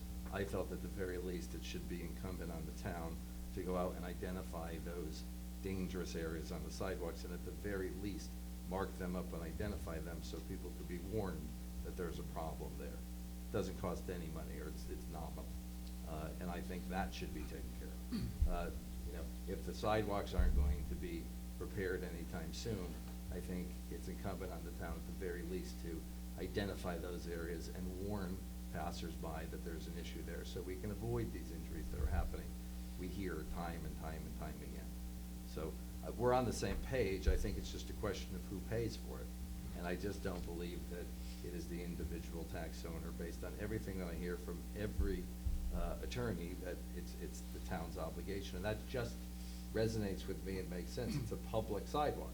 So it would seem to me that it's the public's obligation to do that, the town's obligation to take care of these sidewalks. We'll have the opportunity to talk more about this when we talk about our budget. I only Because you have- can certainly allocate money, more money, for sidewalks every year. And if it's something you're gonna do, you gotta put it in. So that would be maybe reaching a conclusion and be helpful. I'm trying to get our money's worth like Carrie's here. What? State right of way, Yeah, they have, it's an approved travel way, 2 lanes, we use Main Street as an example, state right of way, they have an approved sidewalk. They're paying to maintain, who's they? the state of Connecticut pays to maintain Main Okay. Street. Couldn't we pay you to argue and win, cause you're good? Oh, we could. That we have a town sidewalk that is paved or concrete, just like, actually, I think Main Street at one point, yeah, we got layers of concrete down there. This is their improvement. They chose to have it. Why The are they- sidewalk? Yeah, why are they picking and choosing which part of their property? Cause it's in their right of way that they're gonna maintain. Uh-huh. If the storm drain fails, they have to fix it, right? Right. If the road fails, they have to fix it. Right. Right? The sidewalks are failing. They're in their right of way. The majority of our issues are on Main Street and 66. Isn't this a town versus the state of Connecticut issue? Well, yeah, keep laughing because No, I, I'm not laughing. If 'cause you it's- could get me the money, Right I'm now, gonna start. it's every town against the state of Connecticut, Fine, as far as fine. I can see. Yeah, I mean, Am I out on a limb, Or- you know, or do I I have- haven't looked at the issue. I don't know if there's something out there that says, You're good, Carrie, come on. I don't know. I don't know off the top of my head if there is a law out there that says that, you know, the towns are responsible for the sidewalks within the state right of way. I just don't know that off the I don't top of my e- head. I- Susan is saying that they've told her that that's the case. I don't even believe that. How can they delegate, next they're gonna tell us that we're responsible for the storm drains in the road too, because they don't feel like maintaining it? I disagree. You're an agent of them. At what point do? Well, they do- can pass a law, but Yes, I they don't can. believe that there's a law. They can pass a law that we're gonna take over Main Street? I would assume they could. Okay, that's what I'm looking to hear, if that's the And I was case. told, Carrie, Okay. that But I don't believe there is one. a town Okay. close by had an issue like this. And I was told, I don't know what happened. I don't know whether the case was settled or whether they had a actual finding. Right. But it had to do with this issue of a state road going through the town and the sidewalks. And it sounded like the state was saying that the town had to. I'm just curious because again, historically, here's the way I would see it, and I think Brian would agree with me. If the sidewalks were installed at the request of the town way back when, and pursuant to some kind of perpetual easement, then clearly those sidewalks would be the town's responsibility. But if you're telling me that the state, which surprises me actually, that the state would care about putting in, That goes Sidewalks. so far back. I mean, Yeah. we're talking generations. And I don't know that, that's why I was No, saying we to you. don't. I don't know who authorized them, but one thing we can all agree, it's on the state property, at least on the Yeah. roads that I. Well, I think we can probably go to more recent history, and Susan can probably shed some light on this. Oh, good example. So we have downtown, Main Street in the business area where I think everyone can agree that it was, that it was the state's obligation. And then there was an agreement between the town and the state, correct me anytime if I'm wrong, Susan, where the obligation to maintain the sidewalks was transferred to the town based on money, grant money, I believe, that the state was providing Oh. to the The town. state, the Well, That that only puts you- applies that's to a a state- the state has gotten Mhm. smarter about setting the groundwork, so to speak, so that if they do that work, Ah. they have the town sign that they will maintain those sidewalks going forward. So- They pay the $1 million to put the sidewalks down and put them to a very high quality level, and then over time, the town would be responsible. So Now, what in that the means is past, I that don't they think did agreed that. that it was their obligation, I think, that they're transferring it over, is Yeah. my point. So By I would gifting think us They that. gave us the sidewalks, money. right. Sure. Yes. So they. Well, actually, it sounds more like bribe to me. It's like if you want your roads improved over time, We'll give you the sidewalks. yeah, you have to take the sidewalks, right? And the responsibility. But again, the state's just looking for ways to push Yes, they are. off their Right, they're expenses. offloading everything. So the issue going Yeah. forward is a practical issue, and particularly Fred, I think you need to talk about this, and you keep talking about it, I think, is the state sidewalks. What is the town going to do about those state sidewalks? And it raises a number of issues. So if we decide to do that, I think first of all, you have to ask permission for the state to do it. I would imagine that they would agree to that. But then I think it then changes liability and all kinds of issues, because at the moment, the state is liable for anything that happens on those defective sidewalks. My guess is, as soon as the town takes over and actually puts down those sidewalks, that's gonna shift, but, so it's just. I another- will gather the information that they've shared with me, and I'll give it to Carrie as well as the selectmen, because these questions have come up. And- You know, everybody's got an answer, whether or not it's the right one. Right? Right, and I would say. It's conjecture at this point. And yeah. I'd say it's pretty important, and obviously it's up to everybody else. I think it's. Of course it's important. Important to, well, hang on, for you to look into it briefly. Okay. To see if, The clock's you know, the reality is the state of Connecticut, I get it. the state of Connecticut is in tough shape.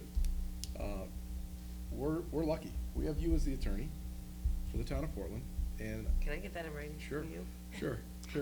And the So you're reality, lucky. the reality is, I think the state opened up a can of worms when they handed over the Main Street sidewalks, giving us the responsibility to take care of them. That's twofold. They then admitted they had it, because they gave it to us. Yeah. You can't delegate something you don't have. So it's in writing from them that it was their responsibility. Yeah. We're talking about the same road. Yeah. I think it would be prudent for this board to authorize you to spend a few hours and see where do we stand. And I don't mind if we're the first town to challenge this and win, because I got faith in you. If you Yeah. I don't know truly. that we're going down that We're not road. gonna win that. I will say Why? though, that also Why?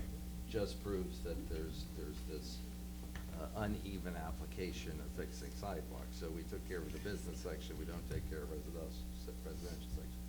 It just doesn't sit right. It's not appropriate to pick and choose who you're going to give money to, essentially. It just doesn't make any sense. So I don't even think this is an issue that really should be disputed. I mean, The bottom line is the taxpayers are gonna pay, whether they pay Yeah. locally or Yeah. they pay Sure. statewide. They're gonna pay. Yeah, And they it's always how. get it from us, it's just which Right. pocket is it getting pulled out of? But I think they have more of a say at this level than they do at the state. So at least they know who's appropriating their dollars, who's asking for their dollars, and where it's going to.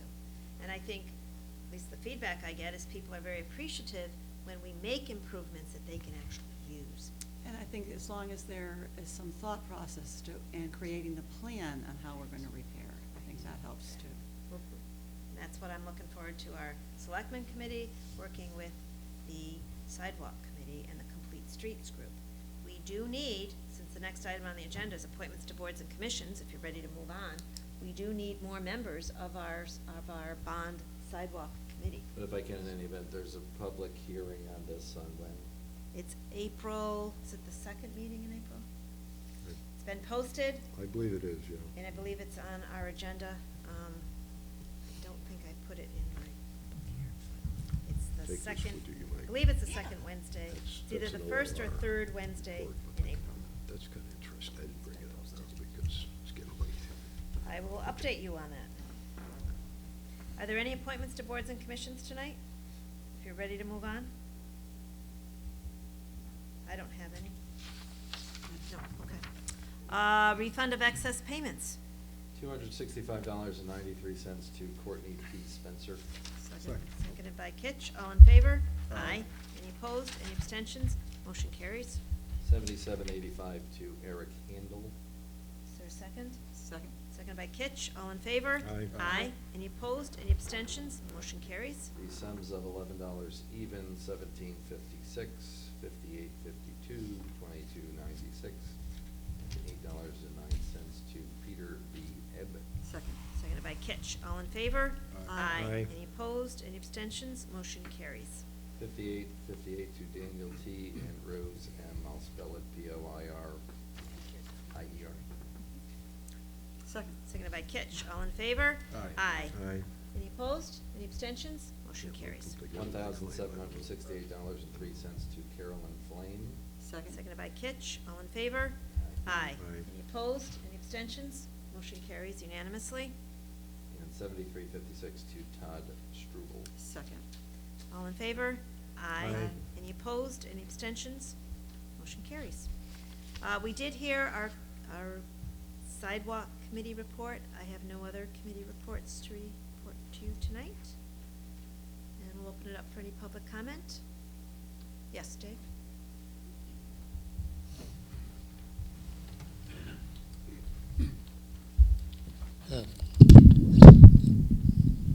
Pull this out.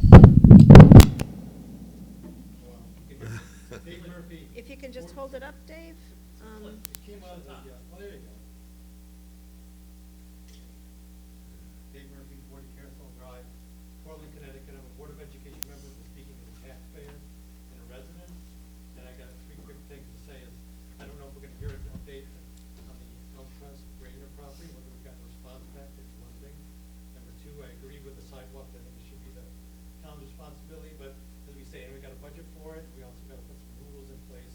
Maybe a good example is my neighbor, he put in a pool, had some heavy equipment come across, broke the sidewalk, took it upon himself to replace those sidewalks. I think that's the things we gotta protect ourselves about, you know, type of thing. Or just say, you know, hey, the other thing is, I don't, you gotta prevent people from being able to call and say, hey, I want you to replace my sidewalk. You gotta say, okay, it's better with this committee or someone else. And the last thing was kind of more sporadic because of a little shocked that this board is recommending the citizens to sue this town. Especially with our public, with our press here. They should be writing an article saying, hey, if you've got a problem with the town, sue, because they just told you that in executive session, they're gonna come to a settlement, you're gonna get some money. So again, if I have any problem, I'm just gonna sue rather than do anything and get money. That's what the board's recommending. Thank you, Dave. I have had conversation, I reported back to the developer as to the results of last Thursday's meeting, and I also spoke with the owner. They do have intention, as was stated at the meeting, of developing their property. They'll likely get back to me either later this week or early next week, and I expect they'll have a statement at that time. But I have talked with them, and I expect to hear from them again. How will that be communicated out to the public? As I do anytime, we will be meeting Tuesday, so I will report to the selectmen at that time. And if they make their own report, I assume it would go to the media as well as to my office. And I'd like to make a comment. If I find nothing wrong whatsoever with recommending to a town resident if I feel that the appropriate remedy is them to seek legal guidance and file a lawsuit if necessary. And I will tell you that the board as a whole has done that on occasion in different issues. One comes to mind where someone's house was destroyed and a lawsuit was filed. The town, this board itself generally has very little ability to just resolve a case when someone comes to us and says they've been wronged by the town. And the only way that that process goes forward is if a claim or a lawsuit is filed. And I will not apologize for that. I think it is my duty, my obligation to help a constituent if I feel that they've been wronged or if I feel that they should seek counsel and seek whatever legal advice is appropriate for them. Board members know that it would be resolved in executive session, to resolve these things. So I took it as that, hey, we're gonna make such a deal if you sue us. That's my interpretation, I can.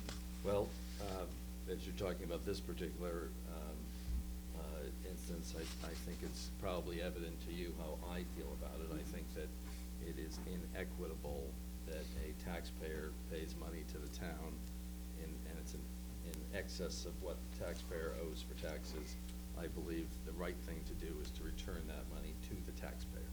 I meant to So. say at the beginning, sorry, Mr. Snyder, I agree 100% that he was wrong. I meant to say that, but I just want the premise that we're recommending as a board to citizens to sue the town. So I don't do it blindly. I think every member of this board at one point or another has said that they felt that it was not equitable that this money was being retained with the town, and people correct me if I'm wrong, but that was my understanding at a couple of meetings back.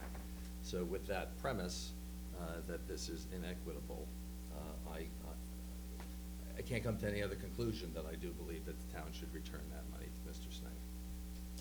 And my point earlier is that as for selectmen, I follow procedures, we follow the laws. As I stated earlier, our collector of revenue has followed all of the appropriate rules, laws, and procedures and in regard to this particular matter and in regard to as much as possible. We all, on occasion, I make mistakes, I can certainly tell you that, but in terms of following procedures, when the town does get presented with a lawsuit, there is a process that the town goes through to protect your interests, those that perhaps are not suing. But as a right, people have a right to sue, and if they have standing, we administer the town in a fashion that we try to be as consistent as possible when these come into the office. And that's why I had said I didn't understand the request for putting something on an agenda. But as we go through, sometimes these cases, they do come to the selectmen. And in our charter, there is that power, as I recall, that this board can settle lawsuits. But more traditionally, we utilize our liability carrier that assists us with defense counsel, as well as our town attorney who guides us and has, I would say, admirably well done that to protect the rights of the town, as well as be fair to those individuals or entities that are in suit with the town. And I believe that, as a practical matter, cases can't get resolved, they don't get resolved at this level absent a lawsuit being filed. And that applies across the board in all sorts of claims. It just doesn't happen unless a lawsuit's filed. So, you know, if the board's not going to take action before a lawsuit's filed, then a lawsuit needs to be filed, and it goes down that road and gets resolved, so. Anything else? Good. Any formal discussion? I have one 20-second Sure. request here. I'm sorry? Public comment? Yes, I didn't see your hand, I apologize. Some comments, Attorney Olson's here, Shirley Olson, 14 West Lavender, that are not related. Are you an ON or an EN? And Owen, Very good. I think we had this discussion before, and our ancestors came from 2 different countries. I have a question, actually, in relation to the sidewalks, and if the ordinances hadn't been enforced, where does that leave the town? Even if they haven't been enforced before? Again, the ordinance is on the books, there's no waiver. You know, if the town has chosen not to enforce them today, doesn't mean they can't start enforcing them now. They're on the books, they're legal. You know, I had a case once where I had to argue about whether, zoning enforcement was something that somebody could file what's called a writ of mandamus to insist that somebody, you know, enforce their zoning regulations against somebody. And again, my argument there, as it has been here tonight, is municipalities only have so much as far as resources are concerned. Right. And if they're not allowed to sort of pick and choose where their battles are, it would just wreak havoc with your budgeting process, appropriations, everything. So I stand by the notion that, you know, just because you didn't do it before, doesn't mean you're not waiving the right now. Now, having said that, I also feel that if you're going to enforce an ordinance, you need to be fair about it. And if you're going to treat people disparately, there should be a reason for it, such as maybe in the sidewalk instance, a school, a library, you know, some public The place. senior center that I bounced off the Se- sidewalk. Yeah, senior center, you know, there should be a reason for that disparate treatment so that nobody can say, hey, you're treating Shirley better than Carrie. And in relation to looking at the sidewalks, there are numbers spread on certain sidewalks in town. That when you walk down Main Street, there's either a number on the sidewalk and some of the edges are painted red or green or other colors where there's, repairs that need to be made.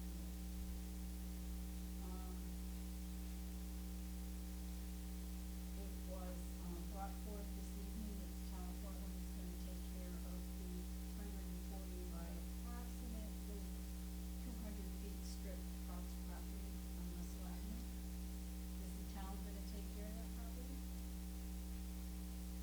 We don't have it yet.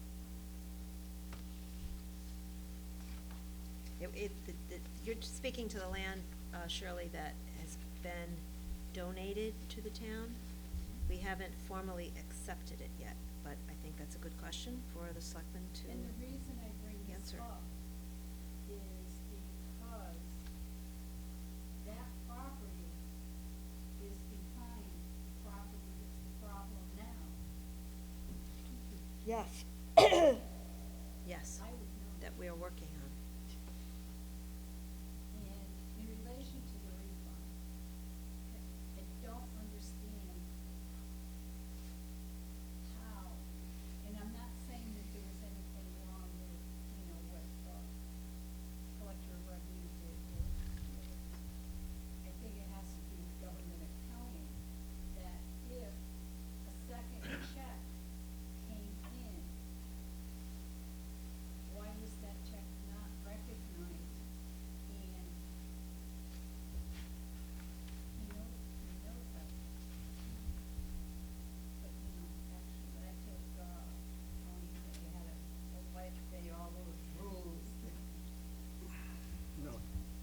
Just so we're clear, so we don't go down that road again, all rules were obeyed by the tax collector office. Thank you, Ben. What is the county procedure so that it was allowed to slip? I don't even, well, whatever. We have a new, what's the word here? Office practice that now will help with that. Any other public comment? Okay, general and formal discussion. Fred? Very quickly, since the hour is late. One of the several issues that we have before us, waterworks. We had the report by MDC, and I, at a prior meeting, suggested that we try to make that a priority and try to set aside time to discuss that. And I was wondering maybe if we should reinstitute, at one time, we had a working group with 3 members of the board, and 2 of them are no longer here, and so they've never been replaced. But anyway, to reinstitute that Did you on that board committee? at some point. I think Brian's on that committee, Oh, yeah, water and sewer, or Uh, you're the liaison to the commission. right. And I think Carl and Ryan and Brian were on a water and sewer advisory Right. group, like you're on the sidewalk and tree Yeah. committee.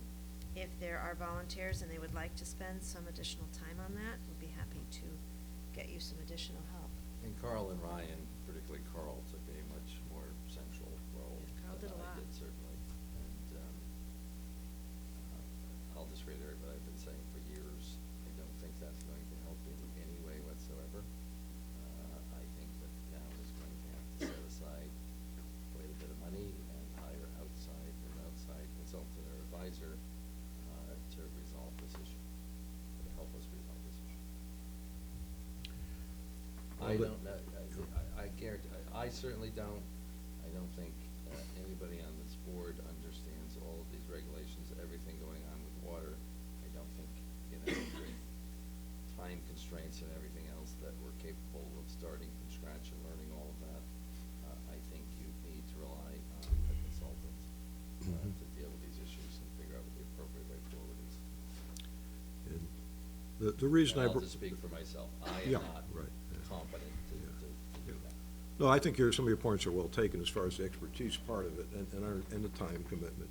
But I just feel that if you don't, things have a way of going to the back burner and then off the back burner and not being discussed at all. It's And happened at over least and if over. you have a group that is discussing, and perhaps that would be a direction that group might then decide to go to, to get some more help, professional help and consulting help. But we did have a report that came back that was funded by MDC.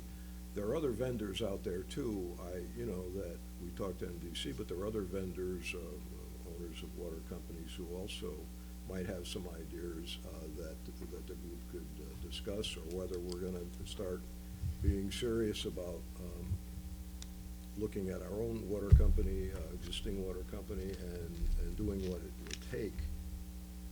There's just, my point being, if you don't keep it out there and discuss it periodically, all of a sudden, 6 months go by, a year go by, 2 years go by, and that's what's happened in the past.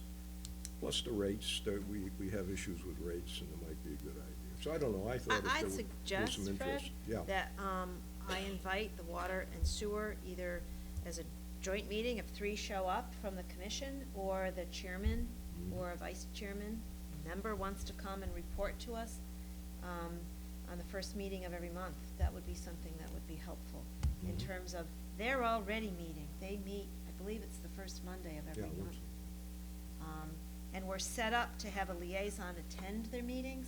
That's not always possible because of the other commitments that the selectmen have, but we could invite them to come here and give us their input, and they're certainly charged with being the advisor to us. Yeah. Because we are the authority for water and sewer, so if that helps, I'd be happy to do that. Yeah, I think that would help. My point being that that's one of the major issues that we have out there, clearly, and we do have to grapple with it and not necessarily this board, but after the next election, there's another, the membership changes, another board and the future boards. But if you have some kind of process, maybe we can at least focus on the issue and start to come up with some ideas that would be fruitful. That's all. I agree. And that would be a step in the right direction. Thank you. I agree with Fred and Brian. I personally think we should somehow become a little more proactive, and we have done the MDC report. I think it's important now to, it sounds like we want to at least not necessarily explore all of our options, but at least know them. And at this point, I don't even believe we know them all. I think it's, I would like to personally get an expert or somebody to tell us, is it feasible to create our own water source? Or to, let me rephrase that, to expand our own water source, where we could be self-sufficient again. And I think that's the only way we're gonna get down there, but Fred's 100% right. That we can't ignore this because it's gonna be a big issue, and a lot of people got involved and were vocal during the last process where we tied in with MDC. And I think you're gonna see the same thing again when we either renew or go a different route. And I think we should at least know everything. So if there's a way to start learning more about what are viable options. And we do have some very knowledgeable people on our commission, one of whom has worked in our water department for a long time and does represent us at the Water Utility Coordinating Committee, and also is willing, I think, to assist us in finding a consultant if that's what we want to do. And I would invite him perhaps to give us some guidance as well. Yeah, That's a good idea. good suggestion. So I would say that I would agree with you, Fred. However, as a practical matter, and just speaking for myself, I think being the liaison to this, to be honest, I don't have time to do that. Yeah, you no, know. I understand. But you can listen when they come. Sure.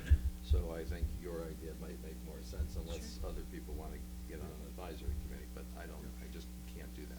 We have people with the expertise, and this individual knows others within the field, within Connecticut, that work in this industry, and has even developed a whole course on how to train people to become water utility operators. So I think So we we should probably should hear from them. utilize And that, I as think- well I think- as the Director of Public Works, who can give us a report. I think there are different views on that committee, right? My commission. I'm So- sure there is. So what sure there would be is. helpful to me is that if you're having one person come or whatever, that those different views are presented on different nights if you're And doing we this can every make 2 it a weeks. joint meeting, we probably should, as a follow-up to the meeting we had with Ty and Bond's report, and the MDC was here, we can have a follow-up to that. But I'm just, again, I try to think practically, and what can we do without spending money initially?